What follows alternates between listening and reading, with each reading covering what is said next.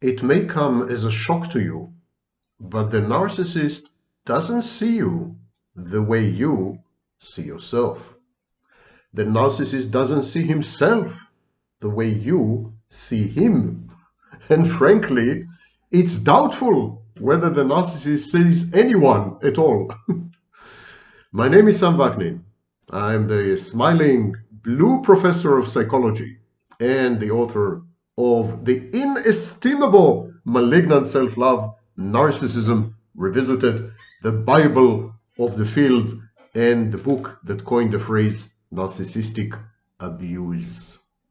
Today we're going to discuss the narcissist's point of view, how he perceives you and the relationship. Are you truly a significant other, or maybe just an insignificant other?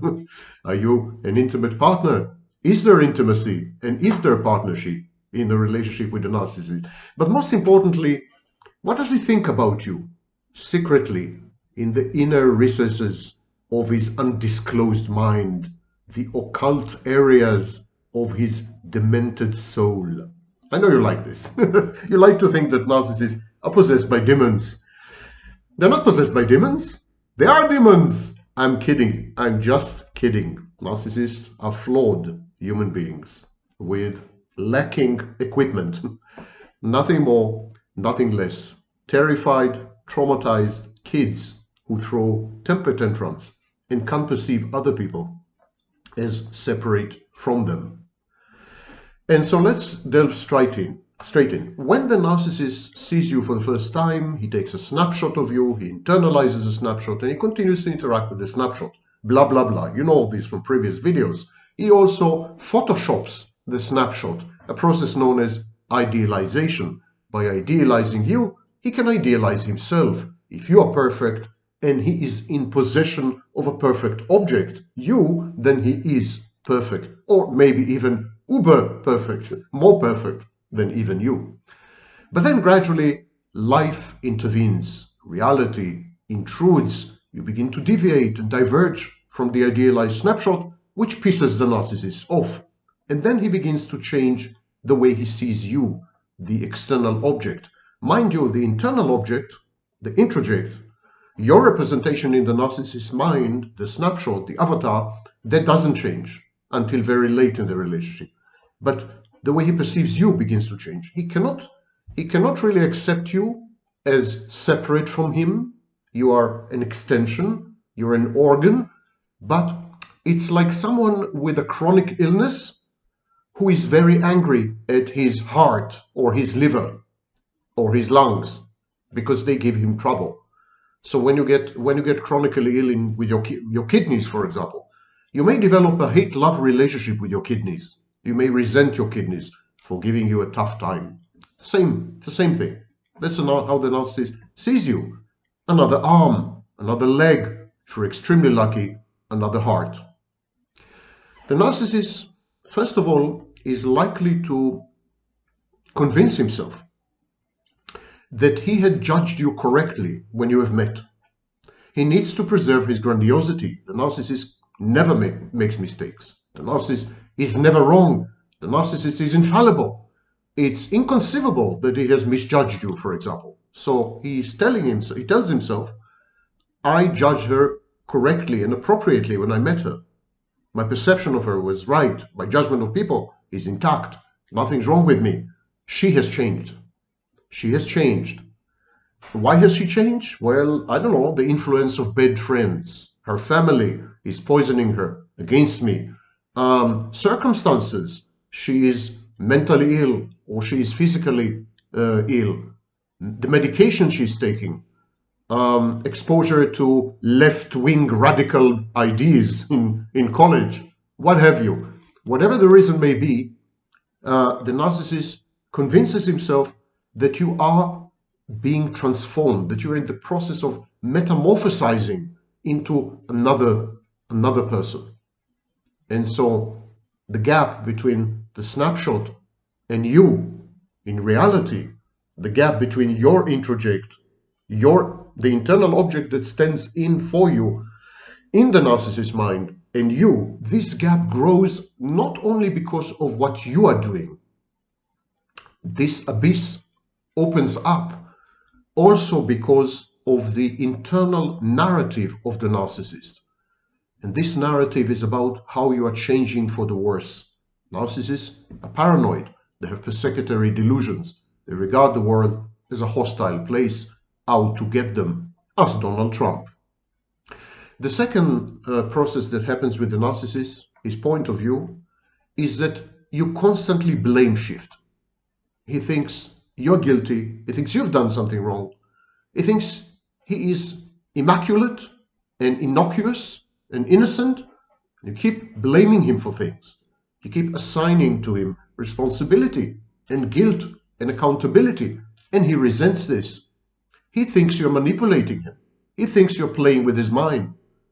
He thinks that's a power play and a mind game that you have embarked on. He is bewildered. He's disoriented. You are his mother. You're a mother figure. Why are you doing this to him?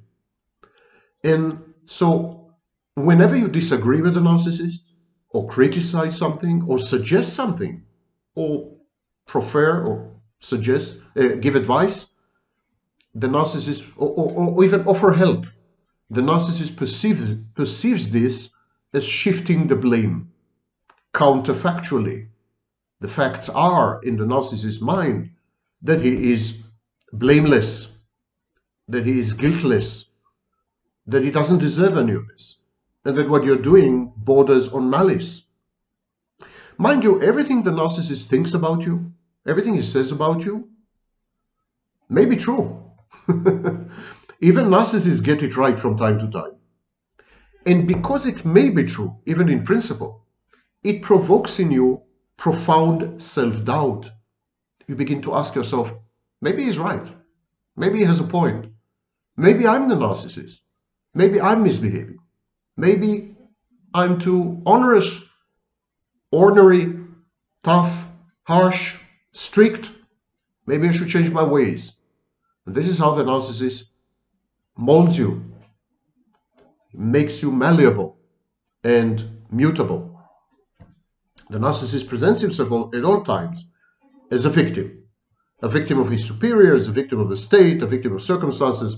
He was born in the wrong period in history. And you're, of course, swept in this tsunami wave of self-imputed victimhood. Today, it's known as TIV. It's a new personality construct. And so the narcissist casts himself as a victim. And he does this because it affords him the high moral ground. And it's a tool of manipulation. It's also an integral part of his confabulation. He rewrites his history. He recomposes his narrative in a way that casts him in a good light, and all others in a bad light. He's the angel, all the others are demons. He has always been right, they have always been wrong. He deserved much more, they got it. He has been discriminated against, underappreciated, and generally mistreated. That's the victim stance. And he sees you as a victimizer. He sees you as an abuser, which makes communication with the narcissist very difficult, because you don't have common ground and you don't have a common language. Even your most innocuous acts, even things you do which are unrelated to the narcissist, are going to be fitted into the victimhood narrative. The narcissist is going to hyper-vigilantly monitor you, supervise you, spy on you, follow you around in order to gather incriminating evidence. Everything you say and everything you do can and will be used against you in the narcissist's court. You have been warned, Miranda. And so this is the I am the victim thing and you are my abuser. And he also thinks that you guilt trip him. He thinks that you are an emotional blackmailer, that you actually sacrifice in order to leverage your sacrifice to make him behave in specific ways.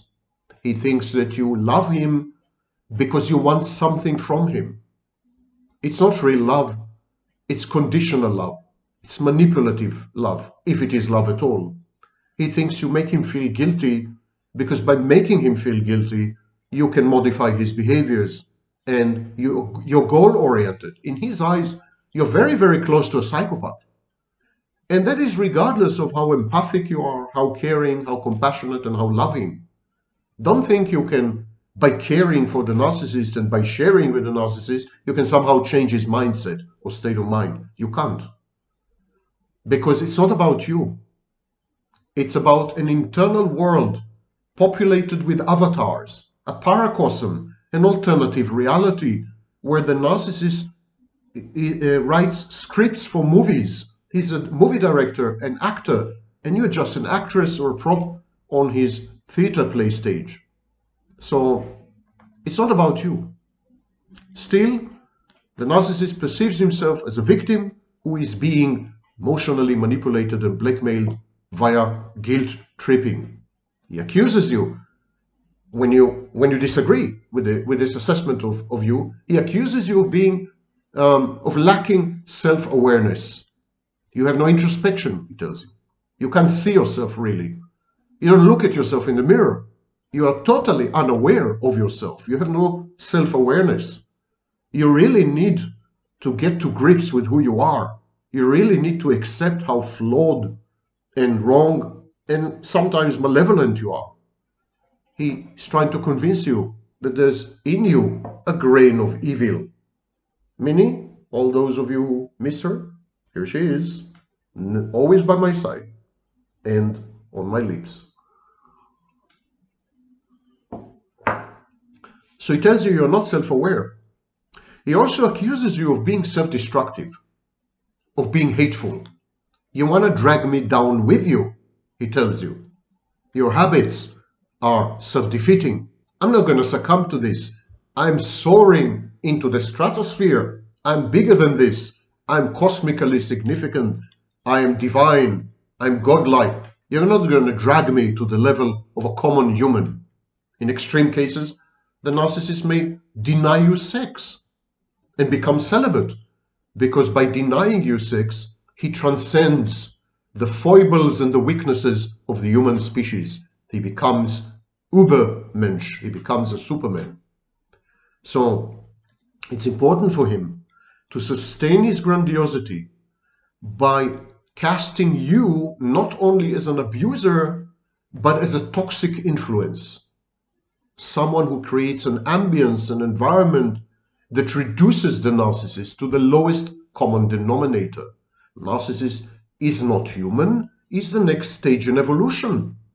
And you're trying to transform him or transmute him or transubstantiate him back into human. You're trying to devolve him, not evolve him. And he is not going to let you. He's not going to let you contaminate him and infect him with your low-grade humanity. The fact that you can't appreciate the narcissist's amazing exceptionalism, the fact that you underestimate his rarity, his sui generis, the fact that you can't absorb or worship him as the God that he is, that just proves that you are disloyal. You're disloyal. There is this cult, there's this narrative that you belong to, and you're betraying it. There's a sense of betrayal, a bit traumatic. The narcissist has been betrayed as a child by his mother, and here comes a replay, a reenactment of his early childhood betrayal. Actually, he pushes you to betray him, and then when you look for alternatives, he blames you for it. You're out to get me, he tells you. You're just after my money. You lie to me, you deceive me, and you cheat on me with others. You entrapped me. I could have been much further in my career, in my life. I could have been much more accomplished, but because of you, I'm stuck here. Because of you, I can't self-actualize and realize my potential. You're a bad influence of me. You're a trap. You know, in medieval times, they had this vagina dentata, vagina with teeth. Women were considered to be predators, actually, throughout the majority of human history, not men. Women were considered predators, the Venus trap, yeah? So he has this misogyny, he has this deeply embedded hatred of women. And by the way, everything I'm saying, just flip the genders, flip the gender pronouns, and it still works. So if it's a woman, a female narcissist, a woman narcissist, she hates men. She's a misandrist. So the choice of gender pronouns in this presentation is arbitrary. You can easily flip between the genders. It's equally accurate with men and women, because there are no men and women left today. Women are just men with vaginas. So he accuses you of trapping him. He accuses you of an elaborate scheme to shackle him, imprison him, prevent him from realizing his huge potential and from self-actualizing. It's like Samson and Delilah. You cut his locks, hair locks. You never mean what you say, he tells you. You are very devious. You double speak. It's difficult to tell the truth. I can't really make up what it is that you're after. I don't understand your direction and goals. You are not mysterious. You are more like devious. You're more like cunning. You're more like scheming. Again, this view of you as a psychopath, or a psychopath in the making. He blames you for gaslighting him. He tells you, you are distorting reality and you are impacting my ability to judge reality properly. You create an hallucinatory, nightmarish world where I'm totally disoriented, dislocated, derealized, depersonalized, and amnesiac. It's your effect or your impact on me that makes me lose my reality testing. When I'm with you, I feel totally flat, totally empty, sometimes as if I'm dead or unreal. And so I need to get away from you, because you create this alternative reality for me and you force me into it. And I know it's a lie. I know it's not true. I know the world is not like this. I know I am not like this. Everything you're telling me about yourself is intended to deconstruct me and reconstruct me in your image. He is projecting, of course. This is projection. That's precisely what he's doing to you.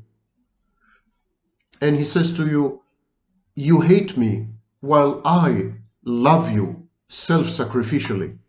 I do everything for you. I did everything for you. I changed my life for you.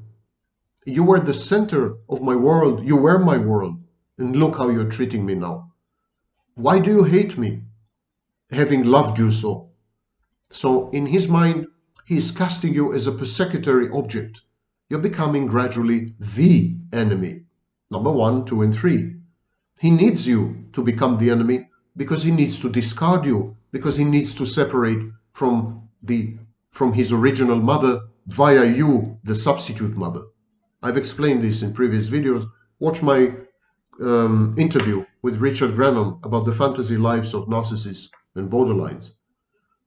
So he is caught in these convoluted dynamics where on the one hand you are the mother figure, and on the other hand he needs to hate you and discard you in order to separate from the mother figure and finally become an adult individual. On the one hand it's very promising and very alluring, and so devaluing and discarding you is an irresistible proposition. On the other hand, it's very terrifying to abandon mother or to be abandoned by her. He needs a secure base, a sense of safety, so he keeps coming back and forth, and that is the narcissist approach: avoidance, hot and cold, intermittent reinforcement. Finally, he accuses you of humiliating him, shaming him, especially in front of peers, mortifying him. He begins to truly hate you.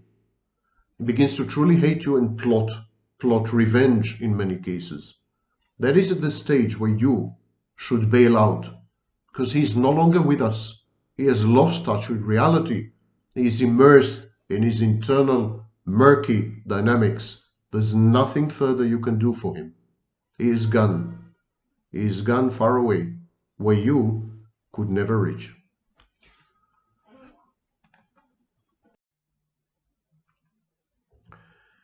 Okay, baby seal and multiple shvanpanim.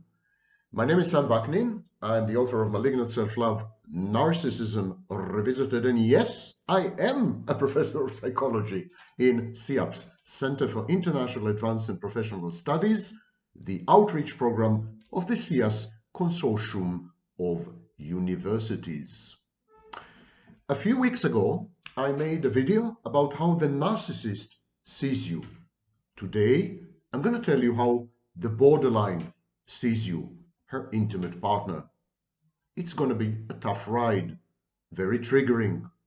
Mind you, make frequent stops, drink water, think positive thoughts. The borderline is a harrowing experience. Living with a borderline, let alone loving a borderline, is a suicidal mission. But it's intense, it's colorful, and it makes you feel alive like nothing else. You had been warned, baby seals, Shoshanim, Shvanpanim, and Shobavim. Look it up. Okay, so there's a borderline in your life, and you are her intimate partner. Yes, yes, yes. Before I get an avalanche of sanctimonious, self-righteous comments, 50% of all borderline personality disorder diagnoses are handed out to men. I propose a new diagnosis, covert borderline, which better suits men. Because while the emphasis with borderline women is about emotionality and sexuality, the emphasis in borderline men is more about grandiose power and similar things. Borderline men resemble much more narcissists than borderline women. That's why I'm proposing to break the two apart and to have an emotional dysregulation disorder assigned to women with secondary psychopathy as a self-state, and covert borderline, which is a combination of borderline and narcissism, assigned to men. Okay, so every gender pronoun here is interchangeable. I'm going to use she. I'm going to use a female figure, female protagonist in this narrative, because hitherto, which is a fancy word for until now, most BPD diagnoses were handed down to women. Women were diagnosed mostly with BPD. Okay, enough with this gender nonsense. Let's get to the point. How does the borderline see you, her intimate partner? And so, as you well know by now, there are two stages in borderline, and these two stages in the borderline's behavior correspond to her two anxieties. Abandonment anxiety, the clinical term is separation insecurity, and engulfment anxiety. The borderline's point of view is the outcome of her internal dynamics, especially the compulsive need to approach you and then avoid you. I hate you, don't let me go. I love you, I want you dead. I detest you, don't ever leave me. These conflicting messages, these mixed signals, render the life of the intimate partner of the borderline a mayhem, totally chaotic, utterly unpredictable, a roller coaster of emotions, reactions, and pain. Pain permeates every interaction with the borderline. Pain coupled with exhilaration, coupled with pain, coupled with exhilaration. The ups and downs of the borderline infect the partner. They are contagious. In the approach phase, this is how the borderline sees you. You're my world. You're my life. And she means it. She means outside of you, apart from you, There's nothing. There's no one. She kind of minimizes herself and projects herself onto you and into you. She renders herself the equivalent of an introject. She wants you to subsume her. She wants you to consume her. This is not exactly merger and fusion, which are common in codependency. This is much more than that. This is identification and introjection. It's an infantile process. The borderline is intensely childlike, which provokes in you paternal or parental reactions. The borderline parentifies you. You're my world and you're my life because I don't know any better, because I don't have any other access, because you are the vector through which I exist. A raison d'être, to use my antiquated French. The borderline sees you as a savior. She foists on you the role of a rescuer. You will save me from myself, she says. I'm horrible. I'm intolerable. I'm poison. I ruin everything for myself and for others. And you are going to change all this. You're going to save me from myself. You're going to save me from others. And you're going to save others from me. You're going to be the buffer, the firewall between me and my pernicious radioactive impact on the world around me. Everything, the borderline tells you, everything is meaningless without you. Your existence as my intimate partner imbues the world, events, other people, interactions with sense. You, my intimate partner, you make sense of reality for me. You are my reality testing. The borderline is likely to often ask you, do you think the same? Is it true? Because you are the yardstick of her universe. You are her reality.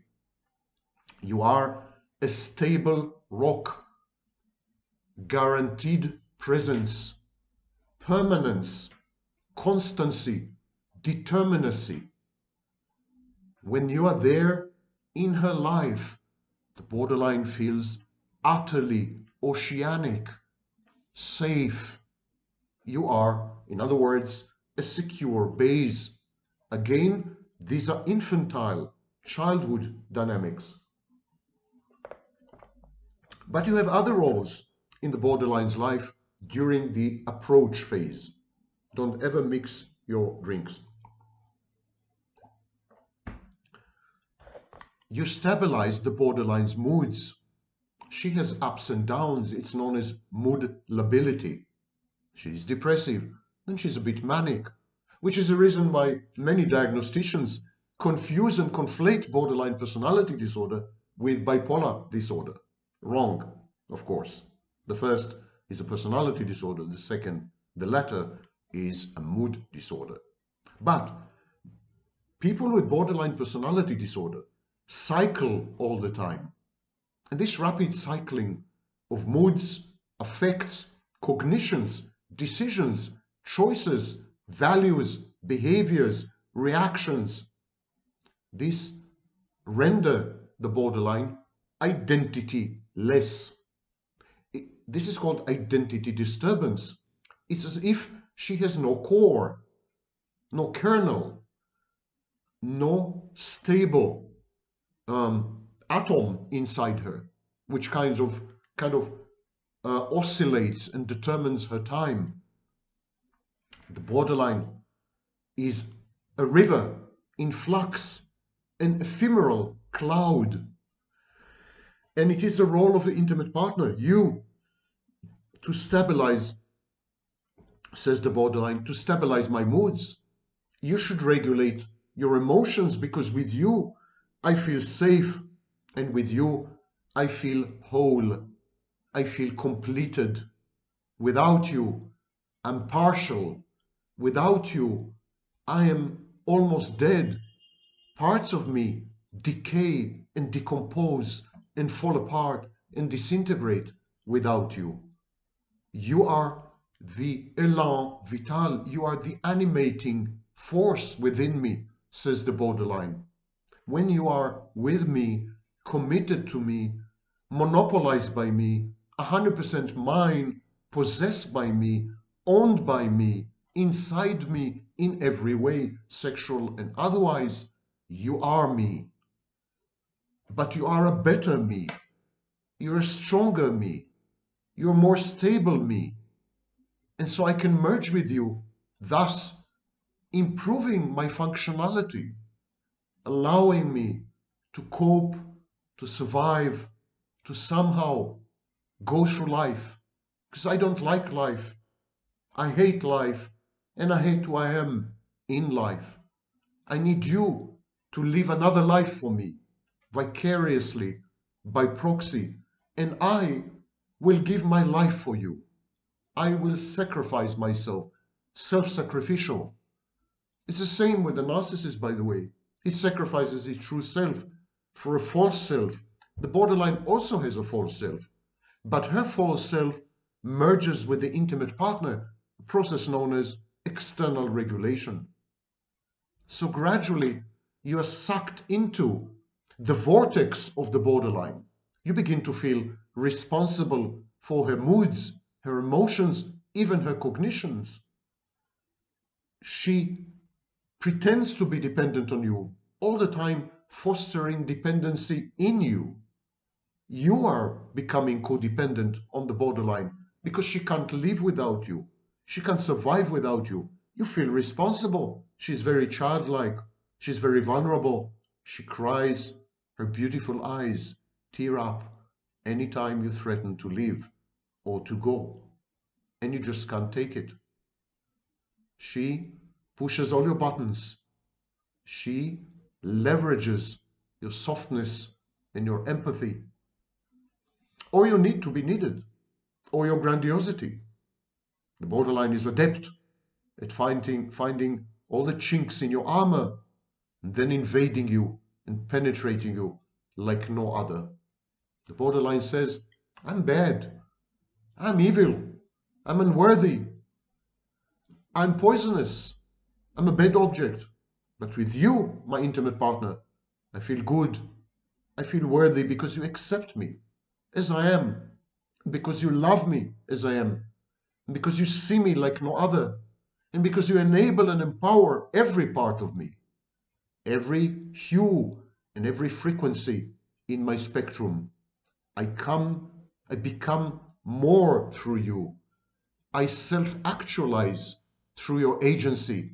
Borderline borrows your agency in order to become more self-efficacious, but in the process, she renders you less agentic. And this is merely the approach side. Now we are heading into the real tumult, the avoidance. You can't win with the borderline. You love her, you're intimate with her, you lose her. You're cold and detached and neutral and therapeutic and aloof, you lose her. You try to help her too much, give her advice, direct her, you lose her. You ignore her, you let her live her own life, you lose her. It's a lose-lose proposition, or a lose-win proposition in some cases, but usually a lose-lose proposition. There's no winning strategy with a borderline. And some people are addicted to the ride, to the drama, to the roller coaster. They don't care about the borderline. They want to experience the borderline's dysregulation vicariously. They love the ups and downs. They adore waking up in the morning not knowing what the day will bring. Borderline guarantees this serendipity, this unpredictability, this inconstancy, impermanence, and indeterminacy. Borderline is a bag full of surprises, a never-ending adventure, a risk, a novelty, a danger lurking in your own bed. How is this resistible? It's not. It's not even for healthy people.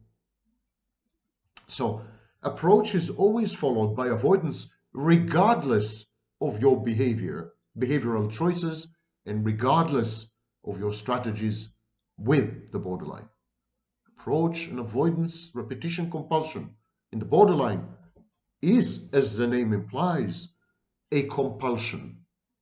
It's out of the borderline's control, and it is not mitigated or affected by any external factors or parameters. At some stage, the borderline says, I'm overwhelmed by pain. You are hurting me, owing to your rejection and abandonment. And yet the borderline tends to interpret almost everything as a rejection. Almost any behavior is a form of abandonment. You are too long on the phone with a business associate. You're abandoning and rejecting. Go on a business trip. You're abandoning and rejecting. You have your own set of friends. You're abandoning and rejecting. You cast a glance at a beautiful woman in a restaurant. You're abandoning and rejecting. You refuse to countenance and accept the borderline's egregious misconduct and bad behavior. You're abandoning and rejecting. You disagree with the borderline more than once. You're abandoning and rejecting. Everything is abandonment and rejection in the borderline's eyes, and she often projects abandonment and rejection onto you. It is she who wants to abandon and reject you, and she projects it onto you. She anticipates abandonment and rejection. After all, she is a bad object. She is unworthy. She's corrupt. She's unlovable. She's inadequate. Why would you not abandon and reject her? It's inevitable, ineluctable that you should. So she prepares herself. She preemptively cheats on you. She prophylactically abandons you first before you abandon her. You're not protective, she tells you. You don't love me, really? Your love is not true. You don't care about me. You found someone else to take my place. You're disloyal. You're looking for alternatives. And no amount of proofs to the contrary, no amount of evidentiary presentation would help you. She's made up her mind. Don't confuse her with the facts. Most borderline women are also misandrists. They hate men because they've been exposed to the vagaries of abuse and bad relationships. They're post-traumatic. So they're likely to punish you for being men.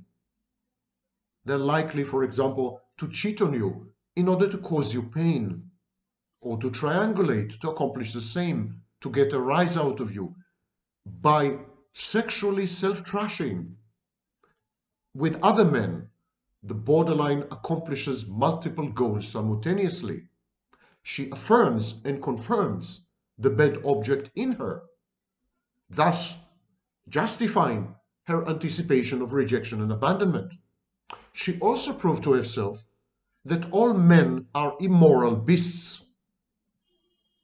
All men take advantage of heartbroken, damaged women such as herself, and that upholds her misandrist, man-hating view. Cheating is only one type of reckless behavior, promiscuity. One type of reckless behavior. The borderline can become violent, aggressive in other ways, shopaholic, workaholic, pathological gambler.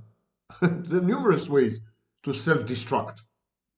But whenever the borderline anticipates abandonment and rejection, she decompensates. All her defenses collapse. And at that point, she is ready to move on to a stage called acting out. But not before she switches into another self-state, a secondary psychopathy self-state. She becomes merciless, disempathic, hateful, revengeful. She needs to prove to herself that she is still irresistible, and she would do it with another man.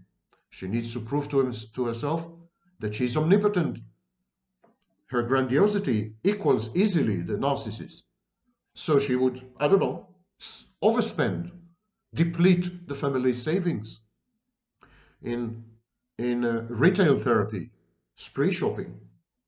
Reckless behaviors are very common in borderline, in the acting out phase, be it with men, be it with money, be it with violence, be it with behaviors such as drunk driving, etc., etc. At some point, the borderline decides upon the following sequence. You're a man. She's a bad object. Because you're a man and therefore impervious to the needs, emotions, and love of a woman, because you're a man, you're evil, you're a beast, you're immoral, and because she's a bad object, you're going to abandon her, you're going to reject her. She needs to strike first. So she would decompensate, she would switch to a psychopathic state, and she would act out. And while she does this, she experiences triple dissociation. There are 3 types of dissociation: amnesia, depersonalization, and derealization.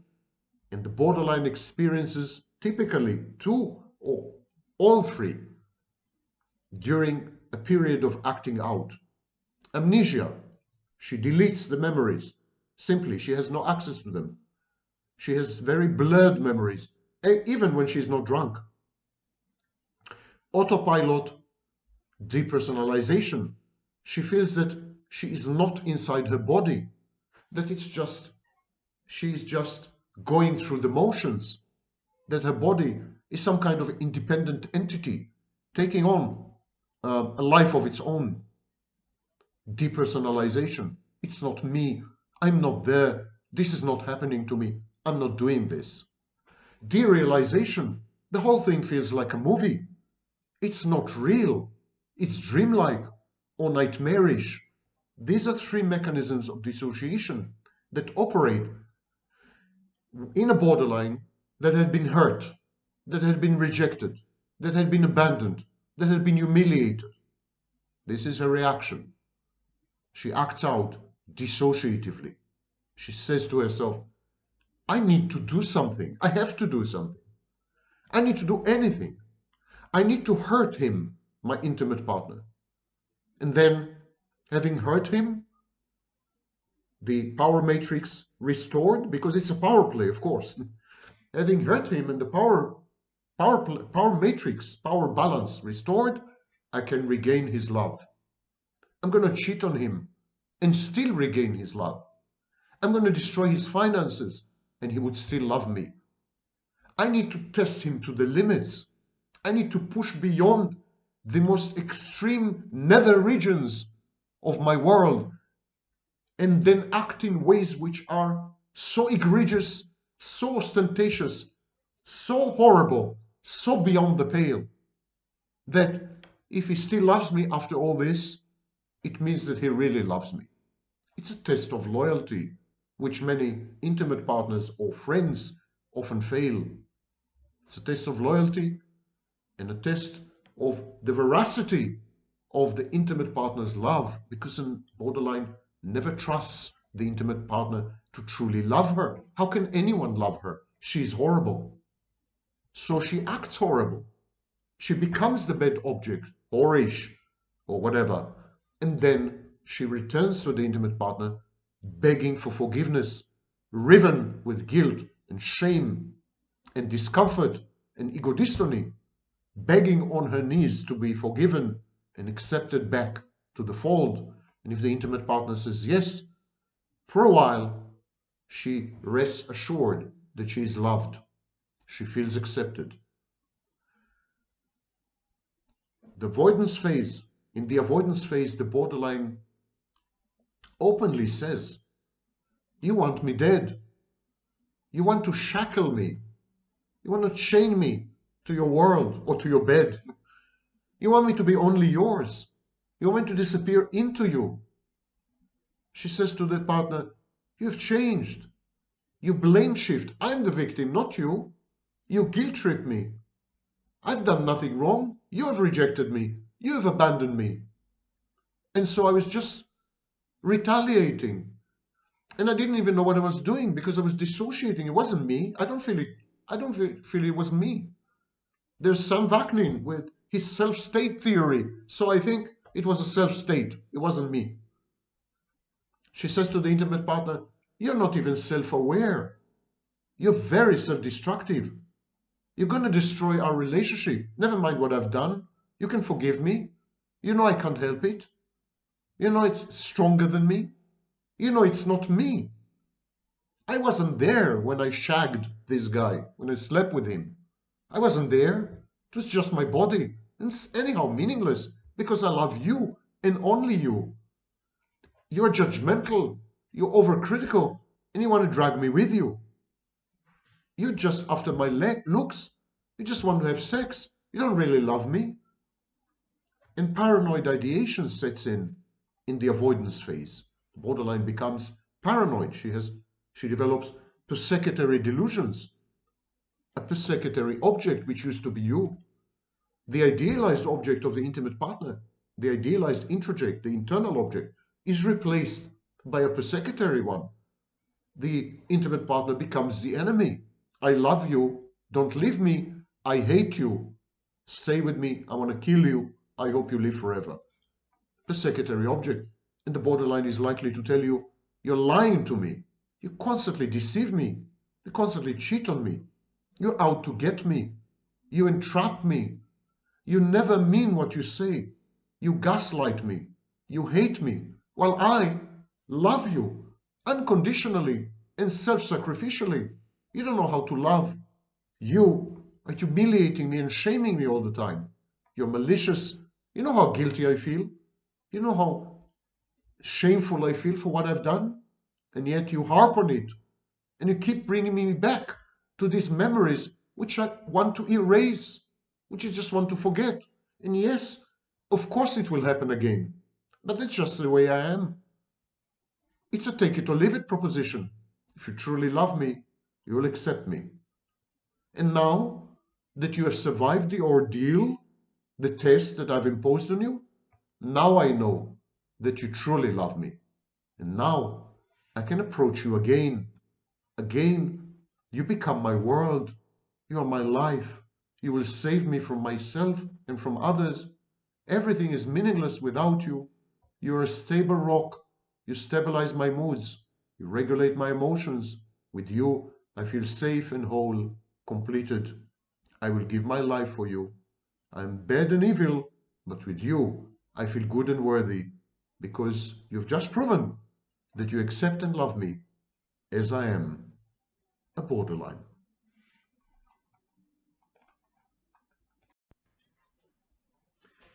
Okay, baby seal. This is my Christmas baby seal. And I'm with you today to discuss how does the codependent sees you, her intimate partner. This is the third in a series of 3 videos. The first one is how does the narcissist see you? The second one is how does the borderline see you? And now, how does the codependent see you?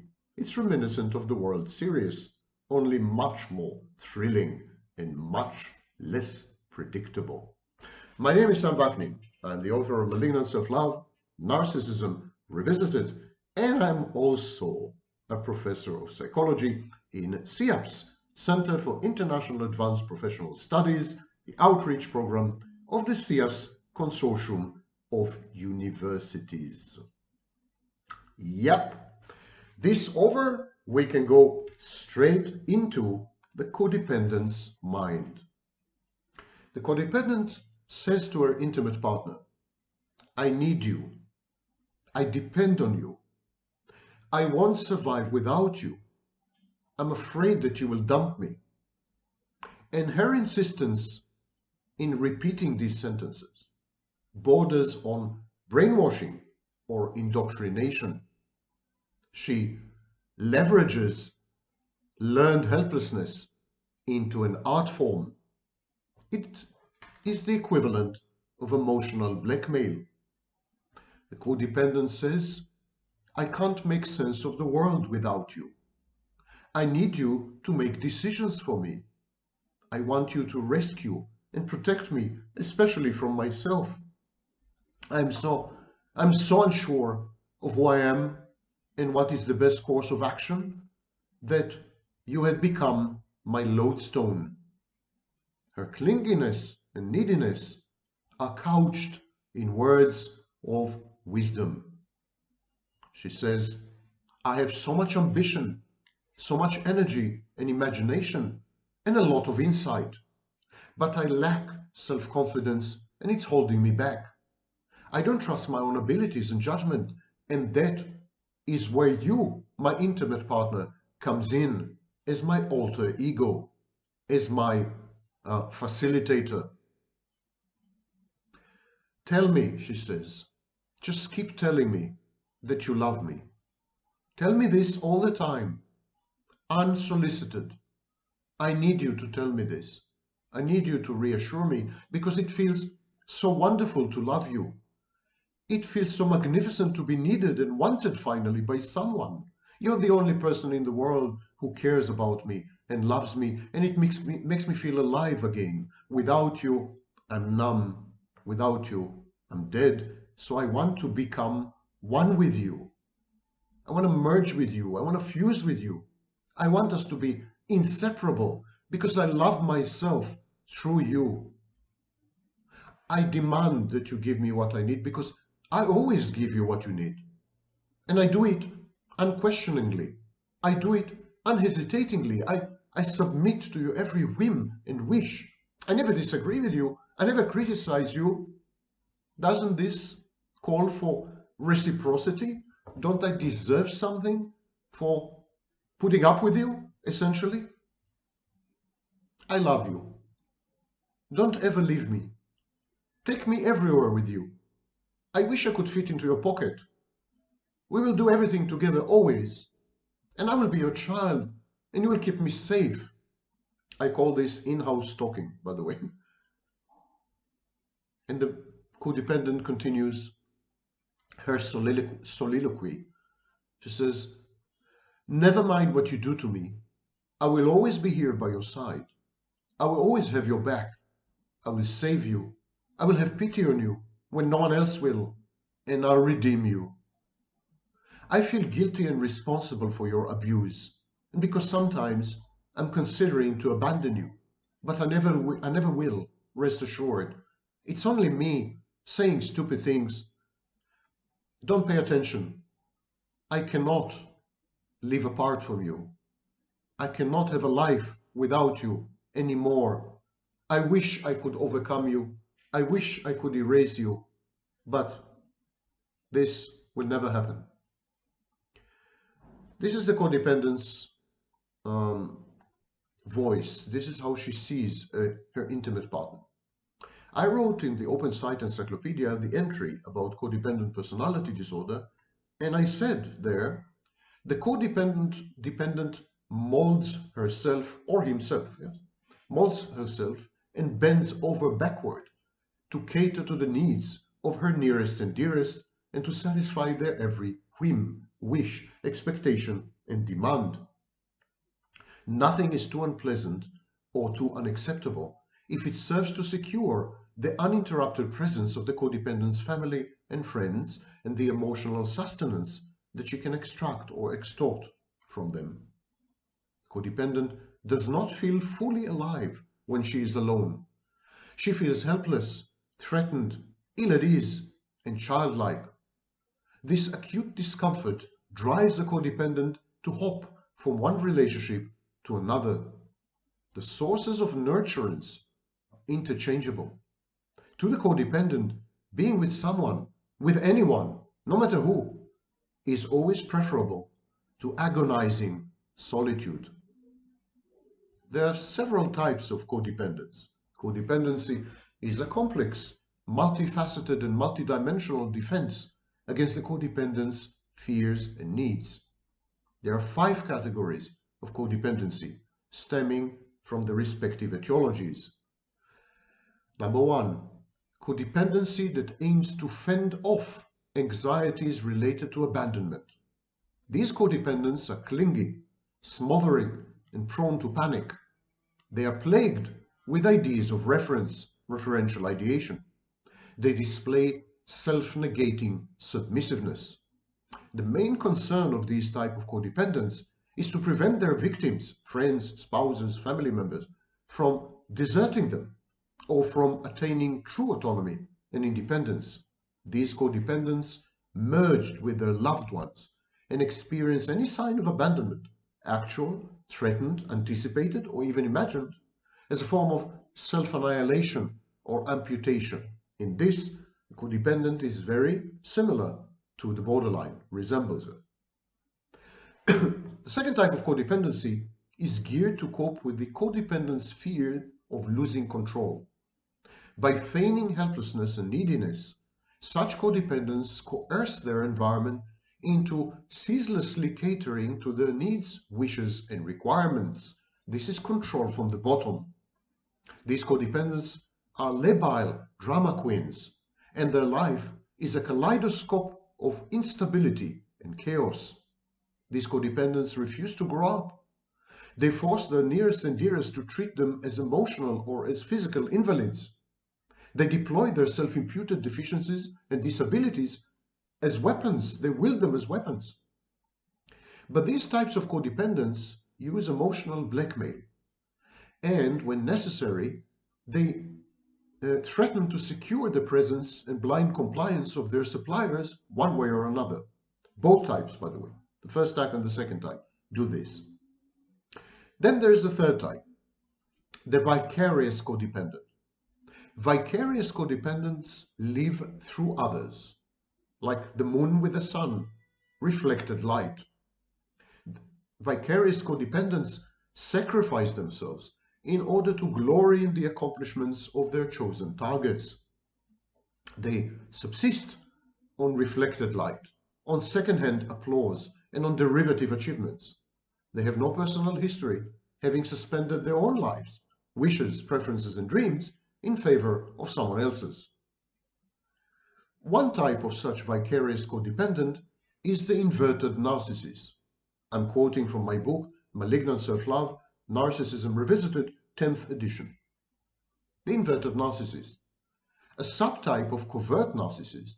This is a codependent who depends exclusively on narcissists. A narcissist codependent.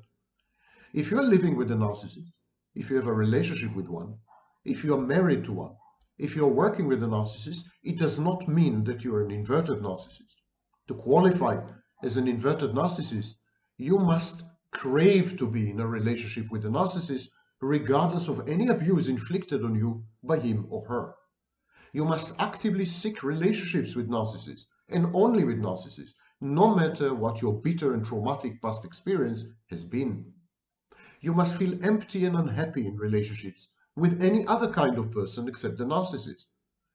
Only then, and if you satisfy the other diagnostic criteria of dependent personality disorder, can you be safely labeled an inverted narcissist.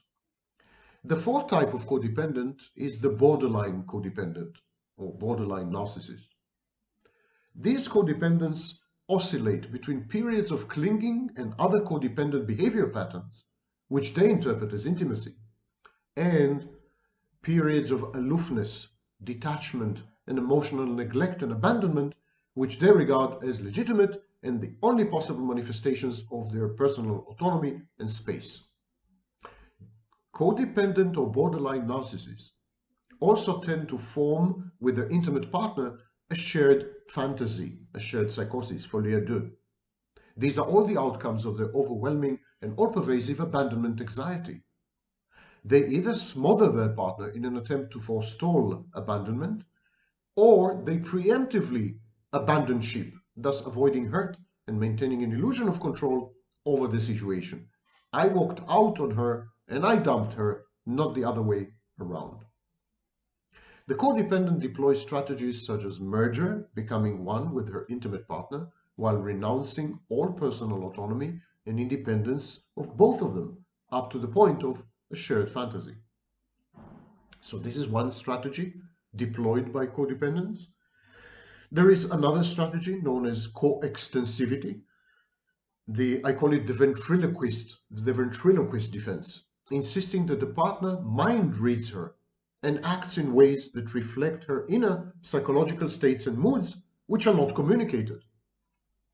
Then there is shifting boundaries, using behavioral unpredictability and ambient uncertainty to induce paralyzing dependence in the partner. And finally, the fifth type of codependent is another form of dependence that is so subtle that it eluded detection until very recently. So the fifth type of codependent is known as counter-dependent. Counter-dependents reject and despise authority. They are contumacious, and they often clash with authority figures such as parents, bosses, the law. Their sense of self-worth and their very self-identity are premised on, and they are derived from, this autonomy. In other words, they are dependent on these acts of bravura and defiance. They are personal autonomy militants. Counterdependents are fiercely, uncompromisingly independent on the surface. They're controlling, they're self-centered, they're aggressive, but actually they're highly dependent on these displays of reactance. Many of them are antisocial and use projective identification. They force people to behave in ways that buttress and affirm the counterdependent's view of the world and his expectations. And these behavior patterns are often the result of deep-seated fear of intimacy. In an intimate relationship, counterdependents feel enslaved, ensnared, captive, shackled. Counterdependents are locked into approach avoidance repetition compulsion cycles. Hesitant approach is followed by avoidance of commitment. Counterdependents are lone wolves and bad team players, but highly dependent on reacting to other people. Counterdependence is a reaction formation. The counterdependent dreads his own weaknesses. He seeks to overcome them by projecting an image of omnipotence, omniscience, success, self-sufficiency, and superiority. It's very similar to narcissism. Most classical overt narcissists are actually counterdependents. Their emotions and needs are buried under scar tissue, which had formed, coalesced, and hardened during years of one form of abuse or another. Grandiosity, a sense of entitlement, a lack of empathy, and overweening haughtiness usually hide knowing insecurity and a fluctuating sense of self-worth. There may be a sixth form of codependency, and I call it situational or late onset codependency. Some people develop codependent behaviors and traits in the wake of a life crisis or trauma, especially a traumatic relationship, especially if it involves an abandonment and the resulting solitude, a divorce, an empty nest.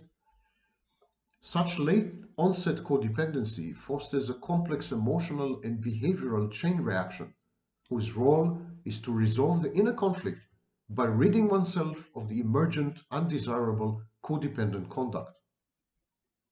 Consciously, such a patient may at first feel liberated, but unconsciously being abruptly dumped and lonesome is a disorienting and disconcerting effect. I have dedicated a whole video to situational codependency and late onset codependency. I recommend that you watch it. Thank you for listening and Happy New Year. Tomorrow, a video about the best New Year resolution you can ever make. Get rid of a fake friend.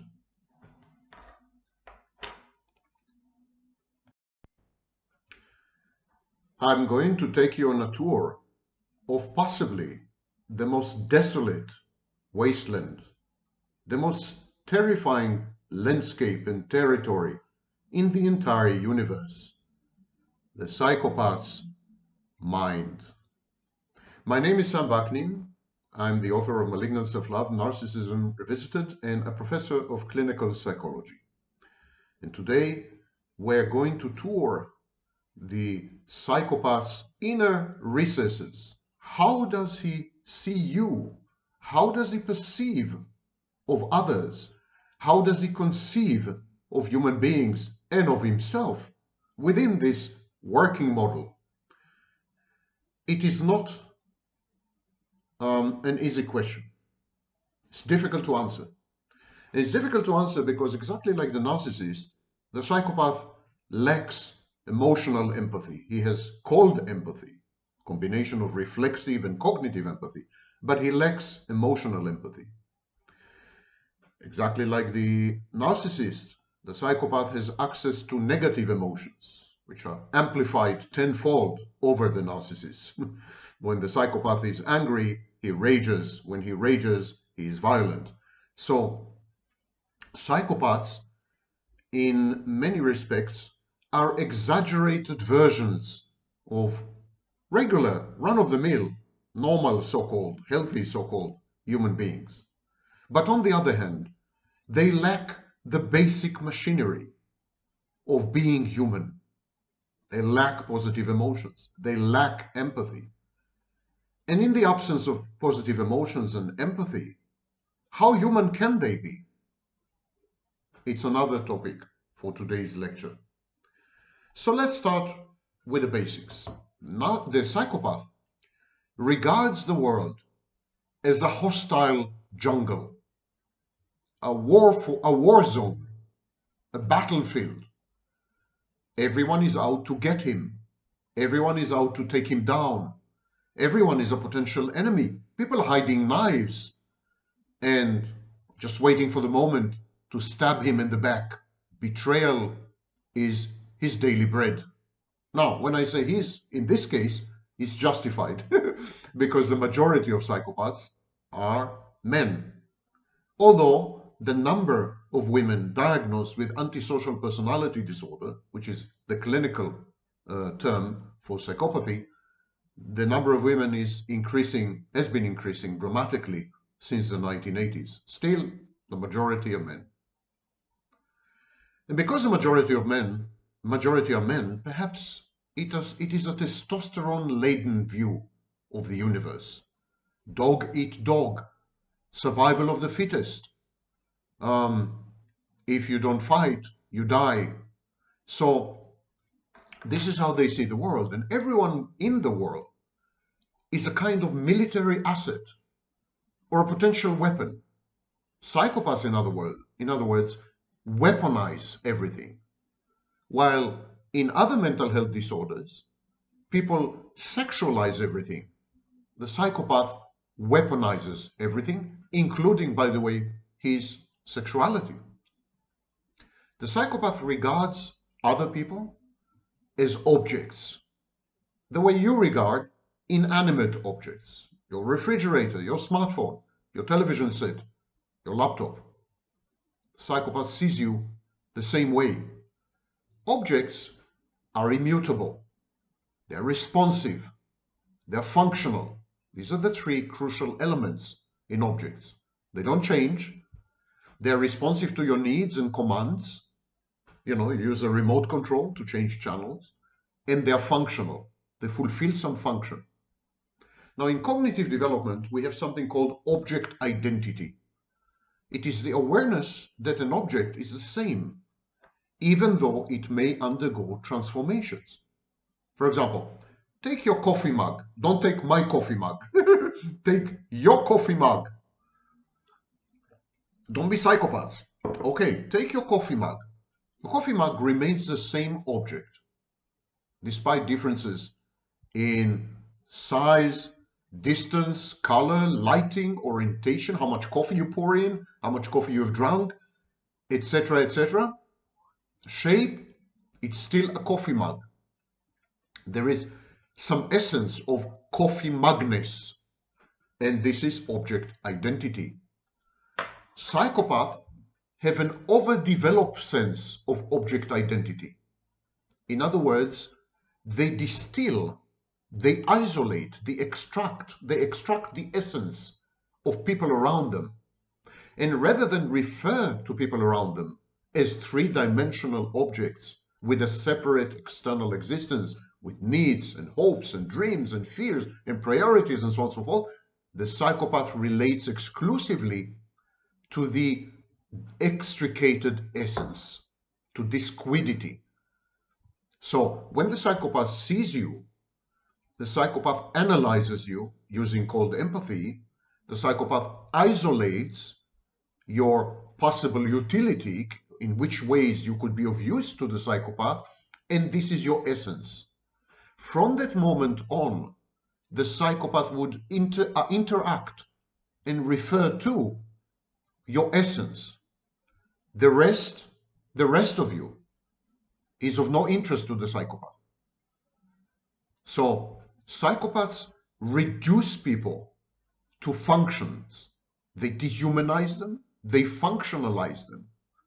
And from that moment on, they regard them as immutable, unchangeable, fixed, frozen in time.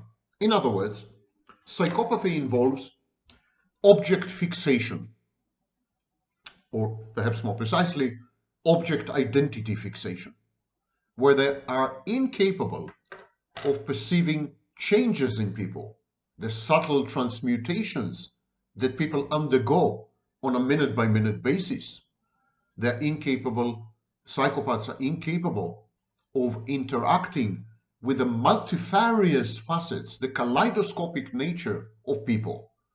They reduce them to point-like entities, and they continue to interact with these entities. Now, this is not the same as snapshotting or introjection in narcissists. The narcissist snapshots you and introjects you in your totality. The narcissist, when the narcissist creates an introject of you, the introject contains all the information about you. It is true that the introject is incapable of change, but the introject is complete. And in the narcissist case, the introject can be somehow modified. For example, the narcissist can idealize the introject and then devalue the introject. With the psychopath, that's not the case. There is a pinpointed reduction of you to a single sentence or a single statement, and all the interactions are with this statement, and this statement never changes, or if it does change, it is erased and a new statement takes its place, as we will see momentarily. And I call it object identity fixation. The process of object learning in psychopathy, making a connection or an association between one aspect of an object and another, is disrupted. Object learning in psychopathy is disrupted. I'll give you an example of object learning. You have a cucumber. A cucumber is long and a cucumber is green. That is object learning. You associate the two qualities of a cucumber, and these two qualities put together give rise to the cucumberness of the cucumber. The psychopath is incapable of doing this with people. In other words, the psychopath's view of people is very infantile and is essentially based on some elaborate modification or elaborate rendition of splitting. The psychopath reduces you to an all-good object, in other words, an all-useful object, an object that can further the psychopath's goals, allow the psychopath to accomplish things, and to experience the gratification of goal orientation. So then you're all good, and you're all bad if you stand in the way of the psychopath, if you're an obstacle, a hindrance, an impediment, if you fight back, if you resist the psychopath. So all good, all bad. But in psychopathy language, psycho-language, all useful and all obstacle. It's splitting all the same. And splitting interferes with object learning and creates a fixation, freezes the object identity. So the psychopath gets stuck. He is unable to integrate the various facets and dimensions and aspects and behaviors and manifestations and changes and transformations and transmutations of an object. It's a very, very immature and infantile way of seeing people. People in the psychopath's world, people are either tools, or they're obstacles, or they don't exist. People's existence emerges from and comes to the attention and awareness and consciousness of a psychopath only if they're useful, or if they are a hindrance, if they're an obstacle on the way to accomplishing a goal. You're either with me or you're against me. You're my friend or my foe. You're with me, or you're my enemy. Again, as we can see, this is a kind of extended splitting, a splitting mechanism. And so, in the psychopath's world, there are two groups of people who stand out in sharp relief. They're noticeable. The psychopath notices them. Psychopath pays attention to them, monitors them, supervises them, micromanages them, spies on them. And these people are the tools and the obstacles. All other people, as far as a psychopath is concerned, do not exist. And I don't mean this metaphorically or figuratively. They don't exist literally. A psychopath is incapable of perceiving the existence of people who do not serve him in some way or fight him and resist him in some way. These are the only two groups which kind of gain a sense of being in the psychopath's world. Now, this is similar to narcissism. In pathological narcissism, the narcissist is incapable of perceiving the externality and separateness of other people. But whereas the narcissist is incapable of perceiving anyone's separate existence, as far as a narcissist is concerned, he or she is the only existing object. In other words, it's solipsism. With psychopathy, the psychopath is healthier, let's say, more endowed in this sense. The psychopath is capable of noticing, accepting, embracing, and acting on and in and with the separateness and the externality of people. A psychopath recognizes people as external to him, as separate from him, as agents, people with agency and autonomy, personal autonomy and independence.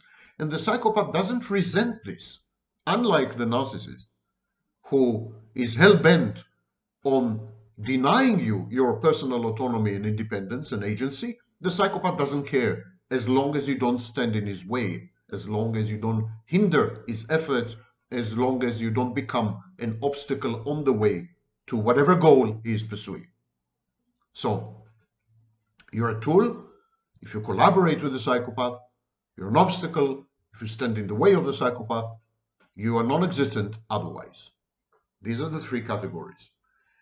And there are transition rules. You,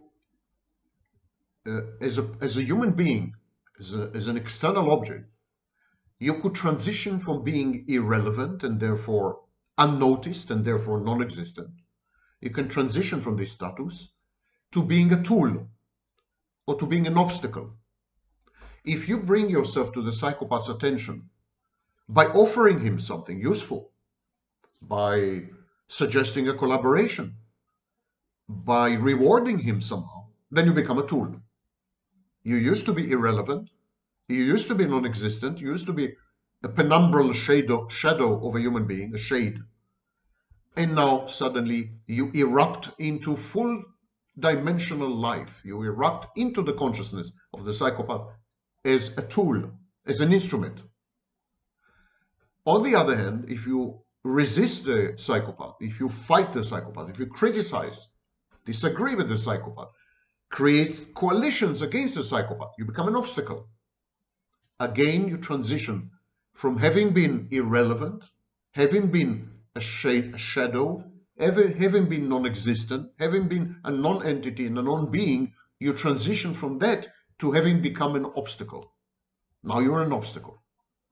As an obstacle, the psychopath perceives you as you are. He fully perceives you as external, separate. He realizes you have your own priorities and dreams and fears and emotions and cognitions and so on and so forth. And the same if you're a tool. Actually, the psychopath studies you meticulously. It's a surveillance kind of psychology. He surveils you. He studies you meticulously, spies on you.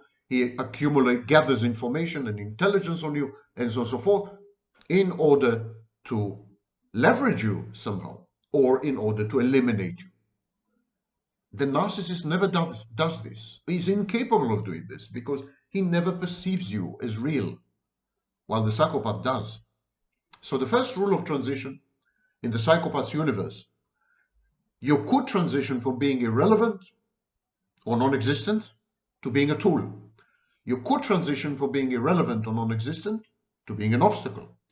You could transition from being a tool to being an obstacle. But you cannot transition from being a tool to being irrelevant, contrary to myths online. So if you used to be the psychopath's instrument, if you used to work with the psychopath, collaborate with the psychopath, reward the psychopath, enhance the psychopath, help the psychopath, assist the psychopath, support the psychopath, if you were in cahoots with the psychopath, in a coalition with the psychopath, if you were part of the entourage of the psychopath, an acolyte, a sycophant, an admirer, you name it, if you were with the psychopath in any context, and if you help the psychopath attain and obtain his goals, and then you stop, or your utility is over, you transition to being an obstacle, because this is very frustrating to the psychopath. The cessation of your function, the fact that you're no longer functional, no longer responsive, no longer promote him, no longer help him, no longer kind of drive him towards the accomplishment of his goals, this frustrates the psychopath. And we know from Dollar's work, we know that frustration leads to aggression. When your utility is over, for your own reasons, or because it's just over, you can't help the psychopath anymore, you become an obstacle because you provoke and you trigger in the psychopath frustration. And then he becomes very aggressive towards you. So actually, there are only two rules of transition. If you used to be irrelevant, you can become an instrument or you can become an obstacle. If you used to be an instrument or a tool, you can become an obstacle, but never irrelevant. And you're very likely to provoke aggression. This has to do with something called reversal of affect. In psychoanalytic theory, reversal of affect is a change in the aim of an instinct into the opposite. So the instinct, for example, regarded you as a love object, and then there's a reversal and you become a hate object. That is reversal of affect. Another example, when you are internally a masochist, you have a masochistic impulse to hurt yourself, or more precisely to hurt the self, to hurt the ego. And then it is transformed into a sadistic impulse to hurt other people. So you start off as a masochist, you want to hurt yourself, and then there's a reversal of affect, and you become a sadist, and you hurt other people. And psychopaths go through a reversal of affect. When you cease to be a tool or an instrument, there is a reversal of affect. And the psychopath transitions from positive emotional investment, positive cathexis in you. You used to be a love object, for example. So he transitions from this to positive, negative cathexis. You become an enemy. You become demonic. You become hated.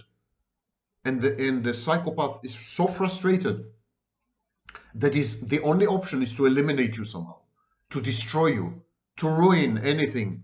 I don't know, your reputation, your financials, your family, your job, something. It's not revenge.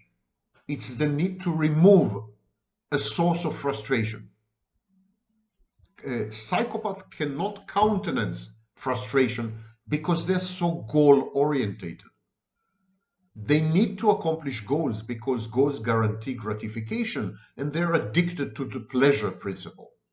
They're pleasure-driven and they're power-driven. And frustration takes away the pleasure and takes away the power and leaves them denuded of any reason to exist. So they need to destroy you and remove you from the scene. And they do this through a reversal of affect. Obstacles must be eliminated forthwith. Instruments can be on standby. Instruments can be deployed. Instruments can be withdrawn. That is up to the psychopath's discretion. A little like in the military, you know, if you're in the reserves or if you're in the regular military. So, a little like in the military, the psychopath deploys his battalions, deploys his resources at his sole decision-making and choice. But obstacles trigger the psychopath into destructive, violent, aggressive behavior. Anything from a smear campaign to murder, essentially.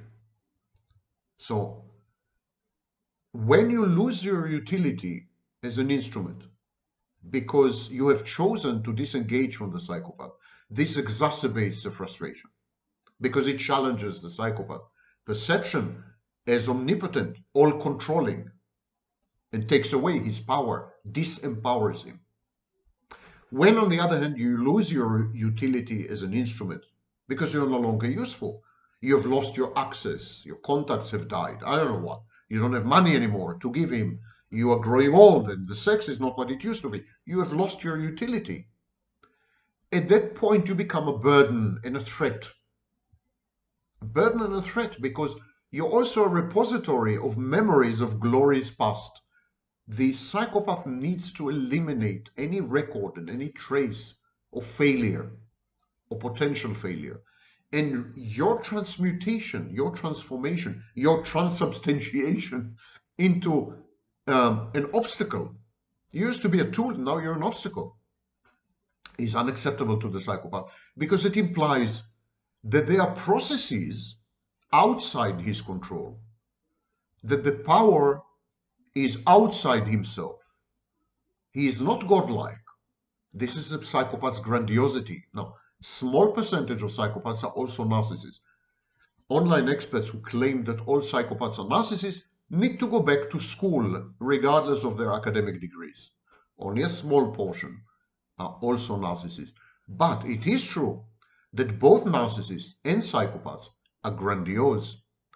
And whereas the locus of the narcissist's grandiosity can be anything, even victimhood, you know, I'm the ultimate victim, or I'm the ultimate genius, or whatever, the locus of the psychopath's grandiosity has to do usually with power. Power granted to him by money, power granted to him by sex, power. And he cannot countenance and survive instances and reminiscences of disempowerment. He cannot cope with the realization that he is not as powerful as he wants to believe that he is. And your transition from instrument to obstacle does this to him, reminds him of his limitations and incapacity. So he needs to eliminate. Accomplishment of goals, I mentioned, yields gratification. It also upholds and buttresses the psychopath's grandiosity, but much more than that, it's a pleasure. Whereas healthy people, normal people, experience pleasure in a variety of ways, hundreds of ways. The psychopath experiences pleasure only when he has accomplished his goals. Actually, the goals sometimes are not that important. It's the accomplishment of the goals, the attainment of the goals. Having proven to himself that he is able to transcend all obstacles, the perseverance, the stamina that generate the gratification, the sense of unmitigated power over circumstances, over environments, over other people. And it's the kind of power that is essential power. It's not power that the psychopath doesn't perceive his or her power as external, something that he has acquired. He perceives it as emanating from who he is. The psychopath is power. You know, l'état c'est moi, the state is I, I'm the state. So the psychopath is his own power. In this sense, the psychopath is self-generating. Everything comes from the inside, is innate, which is, of course, a godlike quality. The psychopath's addiction to money or to sex or to is all about power. And even the psychopath's addiction to power in many ways is secondary. The attaining power, securing power, exercising power is a kind of self-affirmation. The gratification is embedded or is the outcome of the psychopath's self-affirmation. So when the psychopath has power, when he exercises power, when power is evident and the outcomes of power are discernible, the psychopath says, everything I think about myself must be true. So power confirms to the psychopath that his self-perception and self-image are correct.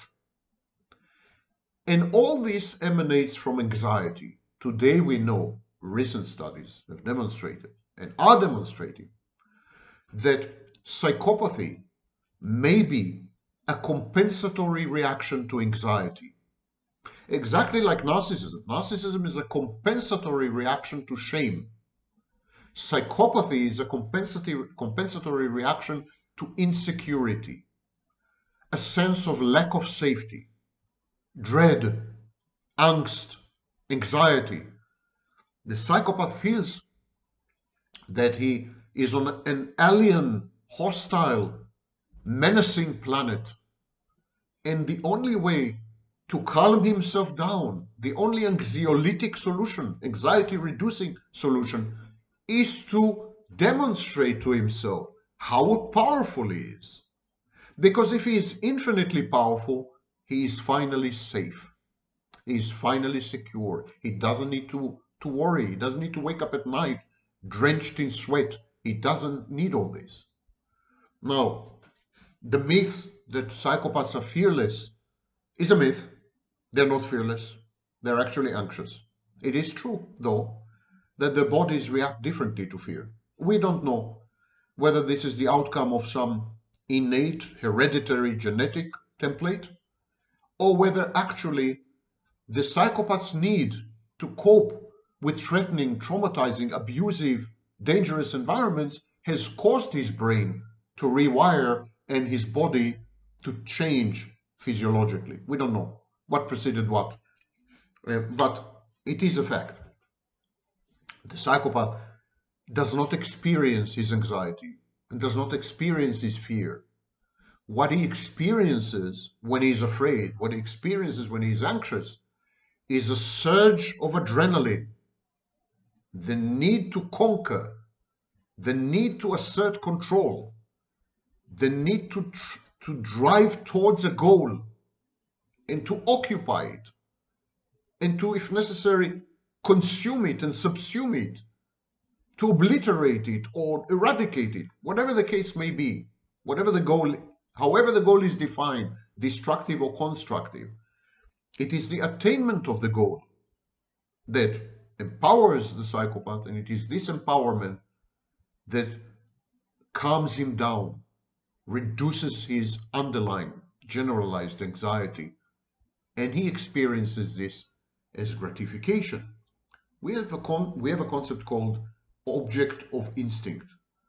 Object of instinct in classical psychoanalytic theory, it's an object which is sought in order to achieve satisfaction. The object could be a person, a real inanimate object, a possession. It could be a behavior, it could be a goal, it could be a narrative, it could be anything. So it's an object that is sought, that is pursued, that is conquered in order to achieve satisfaction. The internal aim. This is called the internal aim. So there's an external aim, which is the object to be taken over, the object to be secured, the object to be actualized and realized. As I said, the object would be a project or a plan or an idea or a behavior or whatever, or a person or a possession. It could be anything. Object is simply anything outside the self. So this is the external aim. And when the psychopath acquires this external aim, he achieves the internal aim, which is on the surface gratification and satisfaction, but in reality a reduction in generalized, all-consuming, underlying anxiety. The aim of the instinct in psychoanalytic theory is the activity through which an instinct is gratified, resulting in the release of internal tension, anxiety. So, and this is the instinctual aim. This is the mechanism which underlies psychopathy. The psychopath consequently cathexes goals. The cathexis is in goals. Cathexis is in the power to obtain goals, actually, to be more precise. Not in the goals, but the cathexis is in the power to obtain goals. Because this kind of power proves to the psychopath that he needs not be afraid, he needs not be anxious, he need not be wary, he need not be hypervigilant, he need not be, because the world is under control. This hostile, horrible jungle, Darwinian landscape is under control. This alien, Martian soil is under his feet. He is in charge. So the psychopath cathexes the power that allows him to obtain goals, never people. He never cathexes people. What he does with people is known as reification, or in colloquial terms, objectification. Reification is when you treat something outside yourself, could be another person, could be a possession, could be an abstraction, an idea, a concept, could be a formulation, could be a plan, could be a goal. When you treat something outside yourself as if it were an object, a material thing, you reify it. So you take it literally. So reification is a fallacy, of course, and this is the process of objectification, converting living, breathing human beings into objects, inanimate objects, via reification. But in the case of the psychopath, reification extends not only to people. The psychopath reifies his goals. He objectifies them. He regards his goals the same way you and I would regard a shining new device. He reifies the power that he accumulates and exercises on the way to obtaining his goal. It becomes an object, again, a shining new device. The psychopath covets power. He craves power. He's addicted to power. He salivates over power because power is the only thing that can restore his inner equilibrium, his peace of mind, his homeostasis. It is when he exercises power that he experiences elation, narcissistic elation. Freud called it oceanic feeling.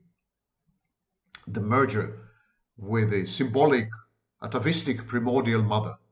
He mothers himself. The psychopath becomes his own maternal figure, a secure base, a safe haven when he acquires power. The power is his mother. He perceives power as maternal, and then it allows him to take on the world. In other words, to separate and individuate, in effect. You're beginning to see the similarities with the shared fantasy in narcissism, and indeed the psychopath develops a shared fantasy with his goals, not with people. There he is distinct from narcissism, from the narcissist. The narcissist develops a shared fantasy with people. People as props, people as actors in his shared fantasy, but people all the same. The psychopath develops a shared fantasy with his goals, or much more precisely, the psychopath develops a shared fantasy with his power. Whereas in the narcissist shared fantasy, the intimate partner is the maternal figure, the new maternal figure. In the psychopath shared fantasy, power is the maternal figure. Power is the psychopath's wet dream. Literally, it's incestuous. There's an incest dynamic going on. I keep saying object, object, object. Let's go back to basics. An object, when we talk about people, an object is the other. That is, any person or symbolic representation of a person that is not the self and that provokes or triggers behavior or cognitions or affects which are then directed at the object. So when you have a human being, when you have a person outside of yourself and you recognize that this person is not you, you recognize the boundaries. I end here and this person begins. This person ends here and I begin. So when you recognize the externality and separateness of that other person, and you realize that this other person is the same as you via the mechanism of empathy. When this happens, the other person ironically becomes an object. And your behaviors, object I mean in psychological parlance, in psychological lingo.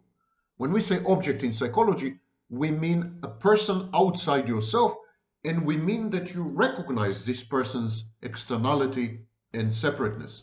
You recognize that this person is exactly like you.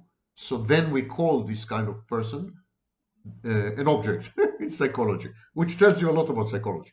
Anyhow, at that moment, when you recognize the externality and separateness and equality of that other person, your behavior changes. You develop cognitions, you develop emotions, you develop affects. The information about that other person changes you and affects your behavior, modifies your behavior. And this is what we call object relations. We'll come to it in a minute. Psychoanalytic theory, there's a more expansive definition of object. Object, as I've described now, is a common definition in object relations theories. But in classical psychoanalytic theory and current psychoanalytic theory, object, when we use the word object, we mean something a lot more expansive. Object is anything. In psychoanalytic theory, object is anything. Person, thing, part of a body, symbol, plan, ID, I mean, you name it. Object is anything through which an instinct can achieve its aim of gratification. Period.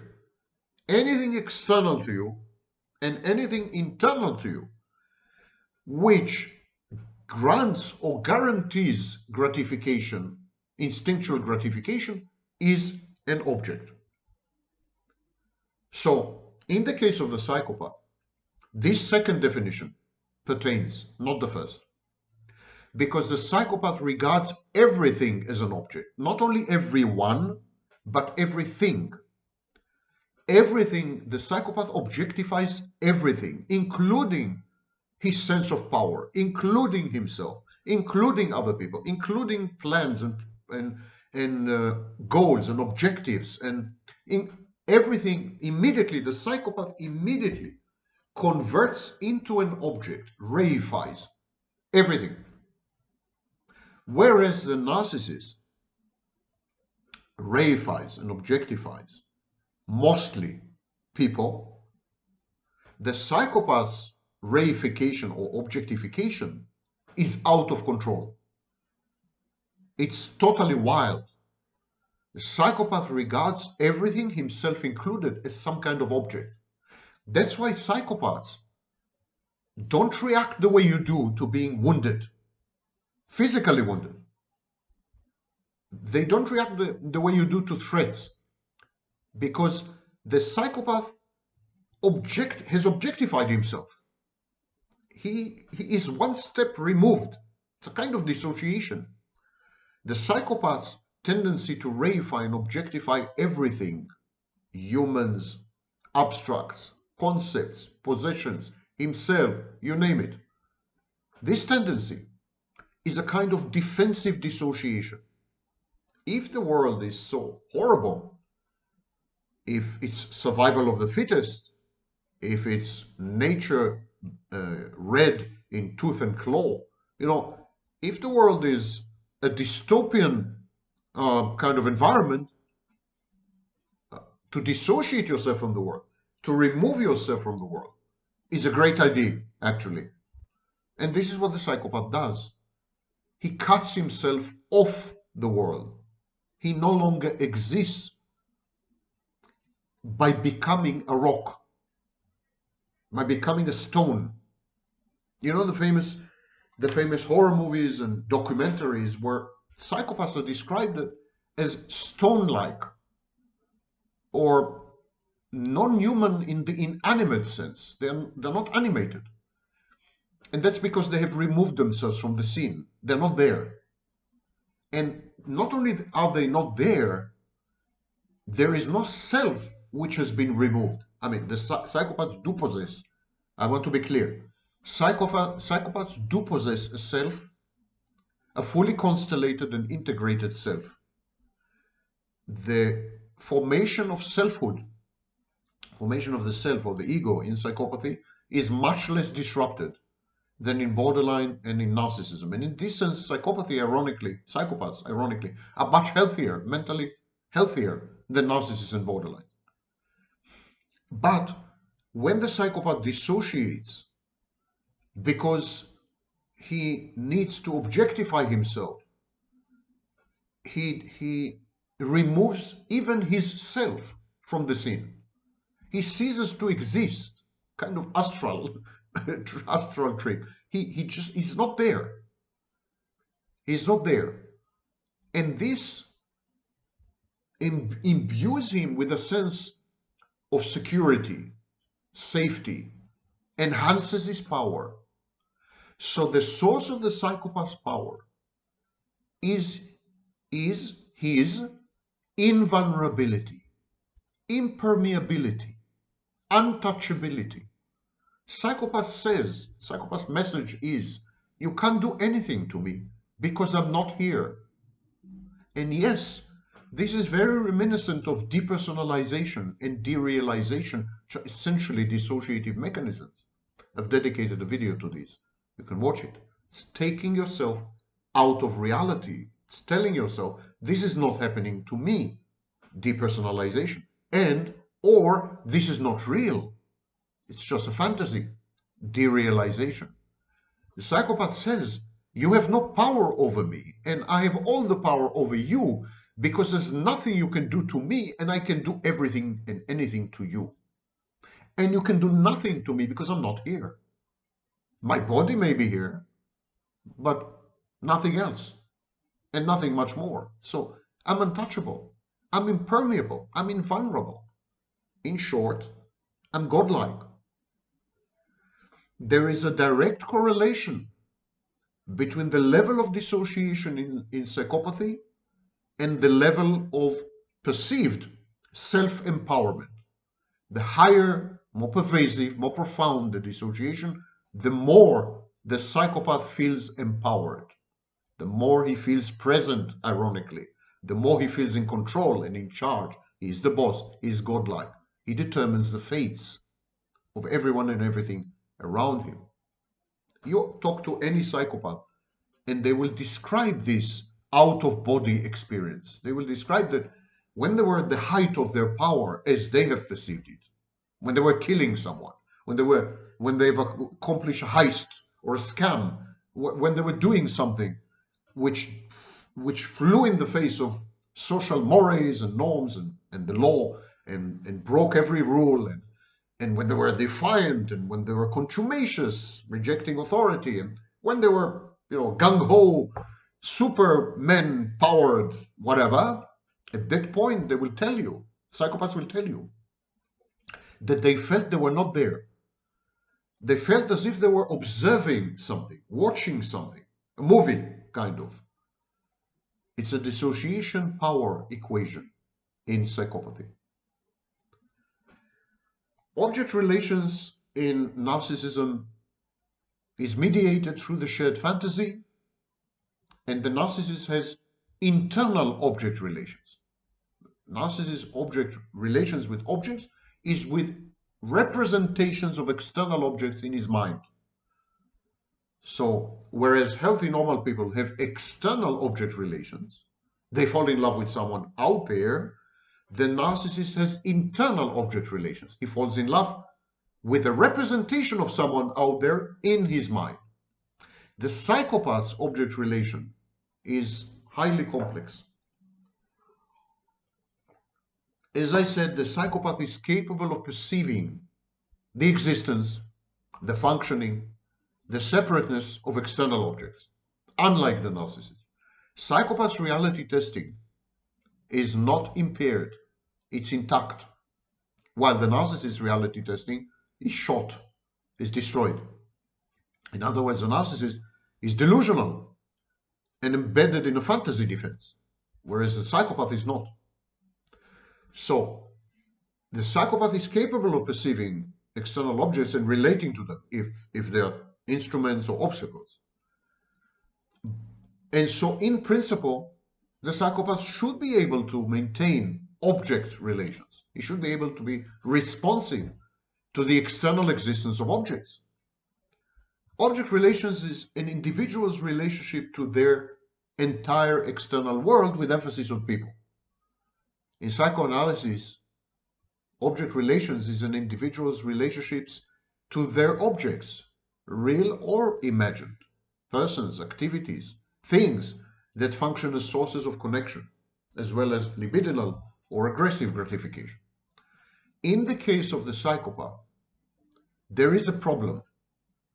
There is a problem because the psychopath is fully interactive with and responsive to the external world, including people in the external world. But his relationship with people is premised on utility. What can people do for him, or in which way they endanger and undermine his agenda?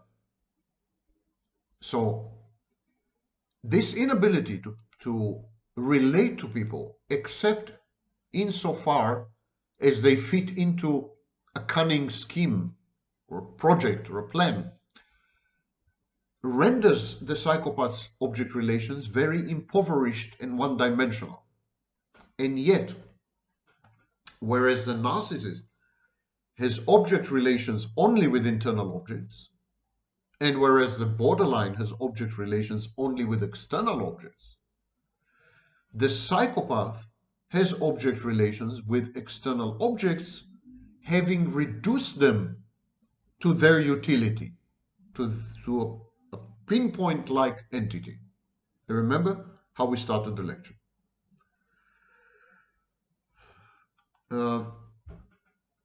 This has to do a lot with object cathexis, the investment of libido, or the investment of psychic energy, emotional energy, cognitive energy, in objects outside the self. A person, God, idea, activity, plan, goal, they're all outside the self, and you invest energy in these things. When you love someone, you invest energy in them. When you have a plan, you pursue it, you invest energy in it. This process is called cathexis. There is a problem with object cathexis in psychopathy, and it underlies and gives rise to the problem in object relations. The psychopath does not cathect the object. He cathects what the object can give him. He cathects how the object can promote his agenda. He cathects the goal. He cathects the power that he has over the object, over the person. So he doesn't cathect people. He cathects the interaction with people, and much more precisely, he cathects his side of the interaction with people. So the psychopath is self-cathecting. The psychopath perceives other people as external, but as one would perceive pawns on a chessboard. The psychopath is emotionally invested in his power over people, on what people can give him, on what people, how they can promote his accomplishments, guarantee them, or how can they obstruct and hinder his progress. He's cathected in all this, but not in the people themselves. The same way a chess player is emotionally invested in the game and in winning, or even in the adversary, But the chess player is never emotionally invested in the pieces. In the pieces of chess. He's not emotionally invested in the pawn or the knight or the queen or the king. They're mere instruments, and sometimes they're obstacles.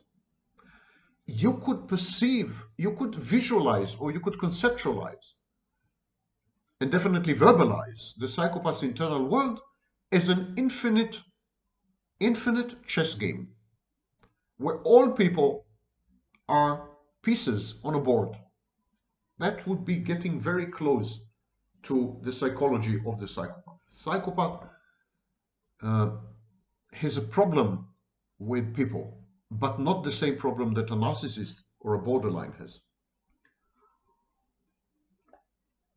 If we want to delve deeper and understand why psychopaths end up the way they do, an exploration which I did with narcissists and with borderlines, I will give you a hint, because I'll dedicate a video to it much further down the road, but I will give you a hint.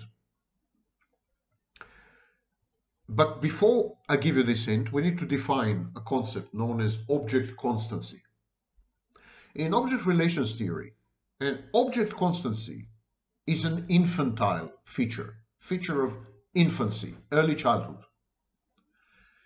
It is the ability of the infant to maintain an attachment that is relatively independent of gratification or frustration, based on a cognitive capacity to conceive of a mother who exists when she is out of sight, and a mother who has positive attributes even when she is frustrating, rejecting, and unsatisfying. In other words, object constancy relies on two psychological processes, two psychological dynamics. The ability to retain an image of a person who is not physically present. Mother left the room, but she's still in my head, says the infant. I can still see her in my mind's eye. And the second mechanism or process or dynamic is the ability to integrate the negative and positive features of a person into a single unified vision. In other words, to counter or countermand splitting. When you put these two together, you get object constancy. The infant becomes attached to the mother herself rather than to her tension reducing ministrations. So he gets attached to the mother, not to the functions of the mother. He gets attached to mother, not to what mother does for the child, for the infant. The infant gets attached to mother, not to how she comports herself or behaves. So the mother comes to exist continuously for the infant, not only when the infant needs her, not only when she satisfies the infant's needs, not only when she frustrates the infant. She's there, a continuous presence. It is an investment by the infant in a specific libidinal object. And this also means that mother becomes unique. She is no longer interchangeable with someone else. The infant has fixated her. The infant has created a fixed image of her, an internal object, an imago, an introject of her in the infant's mind, in his or her mind. And so from that moment on, she is recognizable. She cannot be confused or conflated with anyone else. So this is object constancy. And remember this when we discuss psychopathy. There's also a concept of object loss. In psychoanalytic theory, the actual loss of a person who served as a good object is known as object loss. A good mother, for example, or good enough mother. The child is afraid to lose her. So what the child does, he introjects her. He creates a snapshot of her, an internal object, a photograph of her, and he internalizes it. He puts this in his or her mind. From that moment on, the infant has a representation of the good object in his or her mind. And this reduces the separation anxiety. The anxiety about the possible loss of a good object begins with panic. The infant panics about being separated, being abandoned, being rejected. It's known clinically as separation insecurity. So, what's the solution? You make a photograph of mommy, you place it in your mind, and you're safe, because mommy now is always there. Adult grief and mourning are examples of object loss and separation anxiety. Adult grief and mourning trigger infantile separation anxiety and infantile object loss anxiety in infancy and childhood. And this complicates, of course, the grief reaction. Okay, object constancy, object loss. If you have difficulty to retain this information in your head, go back, listen to it again, make notes, be good students, all right? And I will now discuss object permanence. In the wake of all these concepts, we put them together, and I'll attempt to explain the dynamics inside the psychopath's mind. But we need to get acquainted with these concepts, otherwise whatever it is that I have to say will sound nonsensical. It usually sounds nonsensical, but I'm trying to reduce this. Okay, Shoshanim. Object permanence. Object permanence was first described by Jean Piaget, the eminent child psychologist. I still haven't decided who was #1 child psychologist. Winnicott, Piaget, Mahler, and so on. I think Piaget is a claim. So object permanence is the knowledge of the continued existence of objects even when they are not directly perceived, even when they are not physically present. According to Jean Piaget, object permanence develops gradually in infants during what he called the sensory motor stage of cognitive development. And there are milestones that indicate the acquisition of object permanence. Piaget was very, like Mahler, Piaget was very meticulous in documenting his observations of children. And so he broke it down to stages. The same way Erickson broke down life, the lifespan, into stages, Piaget did the same with childhood. He said that if we observe children, we can see the moment or the time or the period when they begin to develop object permanence. When the child reaches for and retrieves a covered object. The object is covered, but the child knows that under the cover there's an object. It's an example of object permanence, and this happens between ages 8 and 12 months. Or when a child retrieves an object at location B, even though it was previously hidden several times in location A. Again, the same time frame, 8 to 12 months. So the child can conceptualize that the object is the same, never mind that the location has changed. This is known, by the way, as the A not B task. Or when the child removes a series of covers to retrieve an object, even though the infant only witnessed the object being hidden under the outermost cover. This is known as invisible displacement. It happens usually between the ages of 18 and 24 months. So, these are the reaching tasks, when the child reaches out to an object, even though there's no hint of the object physical presence. It's covered or relocated or something, dislocated. Now, more recent research using non-reaching tasks suggests that infants display some knowledge of object permanence at a much earlier stage than suggested by Piaget, and this sits well with the work of Fairbairn about ego. Fairbairn and Melanie Klein claim that children are born with an ego. They don't develop it, they don't constellate or integrate it, but they're born with it. Okay, I will not go into it right now. So now that we've become acquainted with object constancy and with object permanence and with object loss, remember, let's go back to the psychopath. Remember that psychopaths are probably born.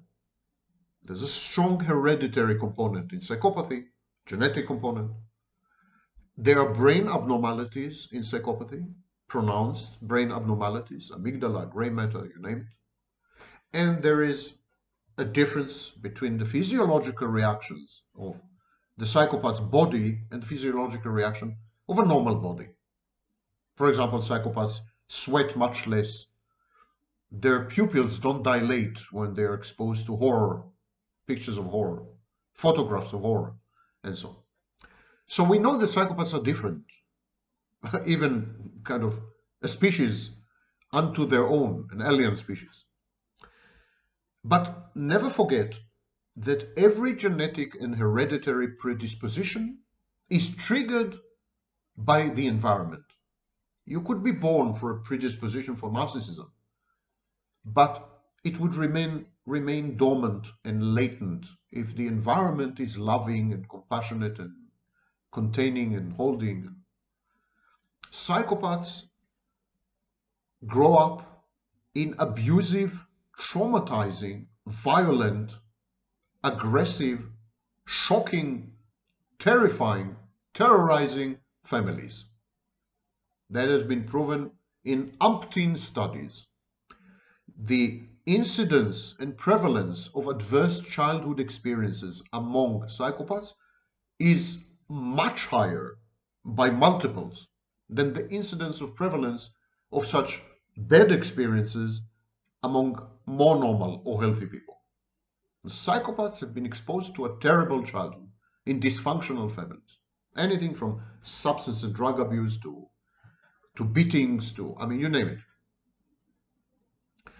So psychopaths were not exposed to a good object. Psychopaths were not exposed to loving parents, holding parents, understanding and accepting parents. They were exposed to animals. They were exposed to bestial criminals.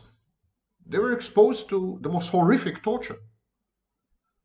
And so they did not have a good object outside. They didn't have a mother or a father they could consider to be good objects. And because they had only a external bad object, they never experience object loss. I mean, if your father or your mother keeps beating you up to pulp, almost killing you in the process day in and day out, you're not likely to regard them as good objects, and you're not likely to grieve if they were to die. You're not likely to experience the terror or the anxiety of object loss.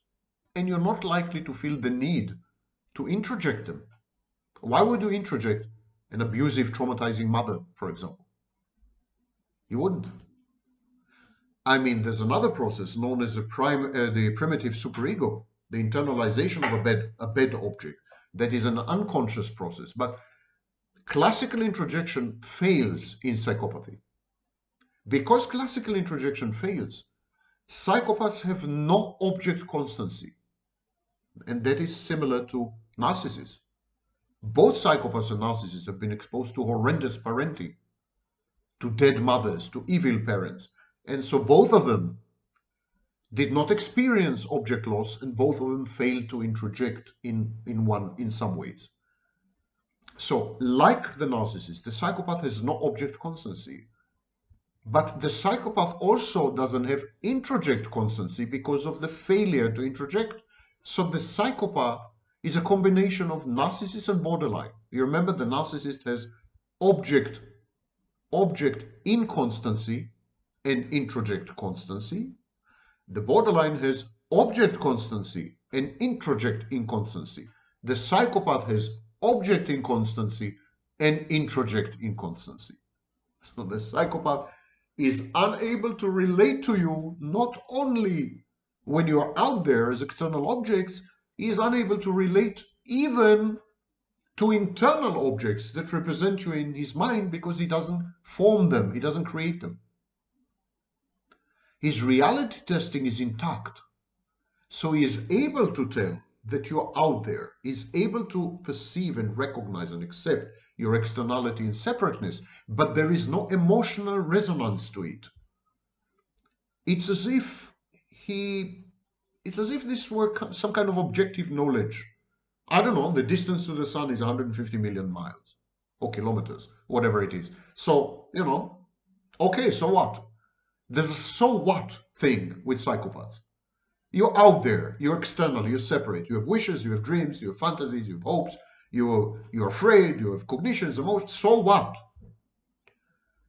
And there is no internal object inside the psychopath with which the psychopath could continue the interaction, or which the psychopath could use to try to understand you out there. No, nothing. You're there, you're out there, so what? And you're not in here, so what? And you're so what? That's a so what attitude. Whereas a narcissist internalizes you and continues to interact with the internal object. So at least there's a tenuous connection to you somehow. Maybe not to you, but to your representation in the narcissist mind, to the memory of you in the narcissist mind, to this snapshot, a moment in time, frozen. But at least this. The same with the borderline. She cannot maintain an internal object in her mind which represents you, but when you're there, she's all over you. She's intensely interactive.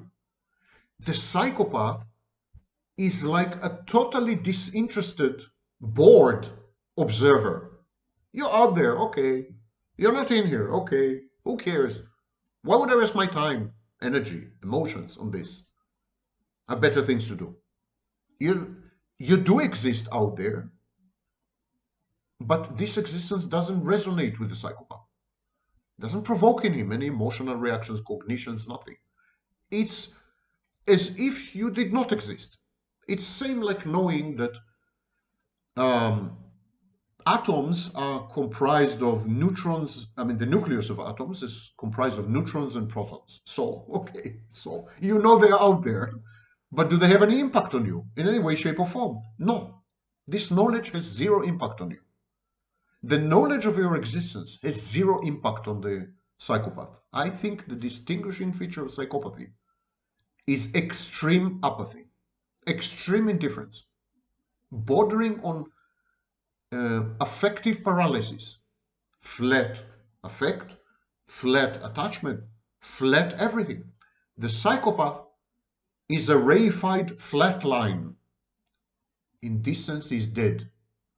He's totally dead, externally and internally. Whereas in the narcissist, there are still some dynamics going on. In the borderline, there's drama. With a psychopath, there is just the dead stare of a dead fish. And it's a fish. The dead stare of a dead shark. And it's a shark who is after your blood. Because as far as the psychopath is concerned, your externality, your external reality is exactly like blood in the water for a shark. I hope I succeeded to capture and to convey some of this utterly surreal experience. Another problem with psychopaths is known as object of consciousness issue. Object of consciousness is a clinical term, a concept, that perceived object is distinct from the perceiver. The separation of observer and observed is a contentious issue in philosophy, and there are some philosophical schools, like phenomenology, which contest this. They say this distinction, this chasm, this breaking of the world, the universe, breaking of the universe into observed and observer is artificial, and developments in quantum mechanics 100 years ago tended to somehow substantiate this perception that observer and observed are one, and so on and so forth. But in psychology, we do make the distinction between the perceived object and the perceiver. The distinction between the perceived object and the perceiver is not illusory. This is not Buddhism. This is not Vedanta philosophy. You know, we do make this distinction in psychology. And we say that object of consciousness is anything of which the mind is conscious, including perceptions, mental images, internal objects, external objects, emotions. Anything the mind becomes aware of is an object of consciousness. And it involves an observing I. Someone is doing the observing, some ego, some I, call it as you wish, but there is an observer, definitely. And this is the observer is the subject of consciousness. It's subjective. This observing ego, observing I, this is the subject. This is the subject, and the subject observes the object. This is how we perceive. Of course, with the psychopath, there is a problem here, because of the aforementioned issues with object constancy and introject constancy. There is an inability to maintain the process of observation based on this separation between observer and observed.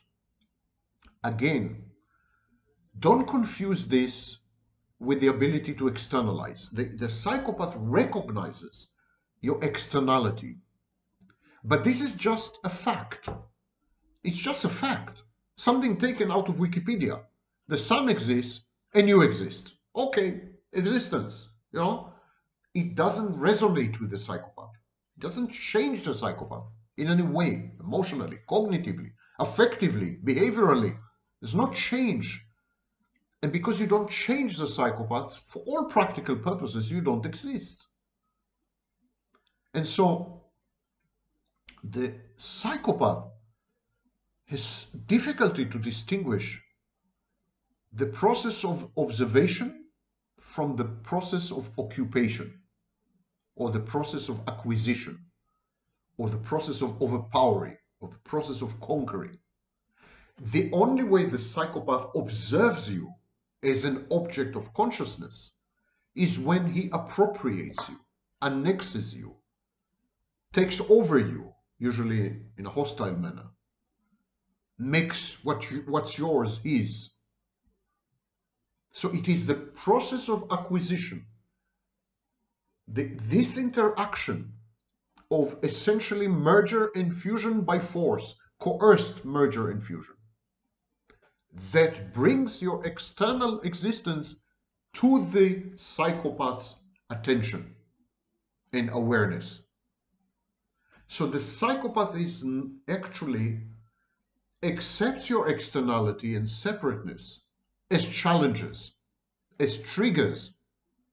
They provoke in him the need to eliminate you.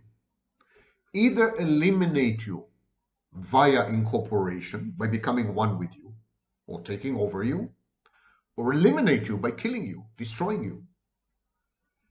In the psychopath's world, eradication, obliteration, destruction are the only modes of communicating with reality, you included, because they are the only ones which guarantee safety and security in a hostile, dangerous, menacing world. And because the psychopath doesn't have object constancy and doesn't have introject constancy, he has no problem, moral or otherwise, to destroy you, or to assimilate you, or to consume you, or to obliterate you. Because by doing this to you, he is not reverting from object constancy to object inconstancy. It doesn't trigger in him any sense of loss, any anxiety, any fear. And also, it doesn't change the internal balance and furniture in his mind. You don't exist in his mind. There's no introject there. The narcissist, when he devalues you and discards you, this has a massive impact on the narcissist, because it transforms the internal object into a persecutory object, into an enemy. This is not the case with the psychopath. There's no internal object there. Well, no meaningful or stable internal object. So, using you and getting rid of you, this is done as an afterthought, offhandedly. It's part of a scheme, part of a plan, part of an agenda. You just happen to be there. You're collateral damage, so to speak. You're faceless. You're not humanized, you're dehumanized. And remember the metaphor or the simile of the chessboard. You're just being moved on the board. The self there is a theory about the function of the functions of the self and so on and so forth. It was first proposed by William James. It's one of my favorites. I mentioned it before in a few of my videos. So William James said that there are various kinds of functions of the self. There is the self as the observer, the self that has access to conscious experience and knowledge, including knowledge of the self. William James contrasted this with the self as known, and it is synonymous with the nominative self, the I. And he said that the self as known is the self that is known through reflection. It's very similar to the empirical self. It contrasts with the self as observer or knower, and it's synonymous with the me. So we're beginning to see the structure. There's a self as known. I know myself. I know me. There's a self as an observer. I'm observing others. I'm observing also myself. Okay? The nominative self is the self as knower of the self rather than the self so known. In the psychology of William James, the nominative self, or the I, is contrasted with the empirical self, or the me, the self that is known by the self, rather than the self as knower. So there's one self as the self who knows, and one self as the self who is known by the self who knows. In the psychology of William James, the empirical self is held to consist of the material self, everything material that can be seen as belonging to the self, the social self, the self as perceived by others, and the spiritual self, the self that is closest to one's core subjective experience of oneself. So the empirical self, the me, is not the nominative self, the I, the observer. Now the social self, this is a combination or compilation of aspects of one's identity or self-concept that are important to or influenced by interpersonal relationships and the reactions to other people. So the social self also includes characteristic behaviors in social situations and the persona, the mask, the facade that an individual exhibits when they are in contact with other people as contrasted with their real self. Self as agent is a self that has goals, plans, and control over voluntary actions. Gordon Allport and others considered this term, self as agent, to be similar in meaning to the I or the nominative self, the self-observer. So the aspect of the self that has agency, the aspect of the self that plays a role in a psychic process or in anything, in goal accomplishment, is closer to the me, to the empirical self. Okay, why did I mention all this? Because the psychopath doesn't have a self as an observer. He doesn't have the self as an observer. Because he has no internal object or no capacity to introject. He introjects. These internal objects always include a representation of the self. They include a representation of an external object, of someone out there, combined with a representation of the self. When you don't have introjects, or the introjection process is disrupted, there is a problem with the perception of the self. And this, of course, disrupts the ability to observe oneself. So psychopaths are not self-aware. And much more importantly, it destroys the capacity to develop a social self. So psychopaths are not influenced by interpersonal relationships, by reactions of other people. They are divorced.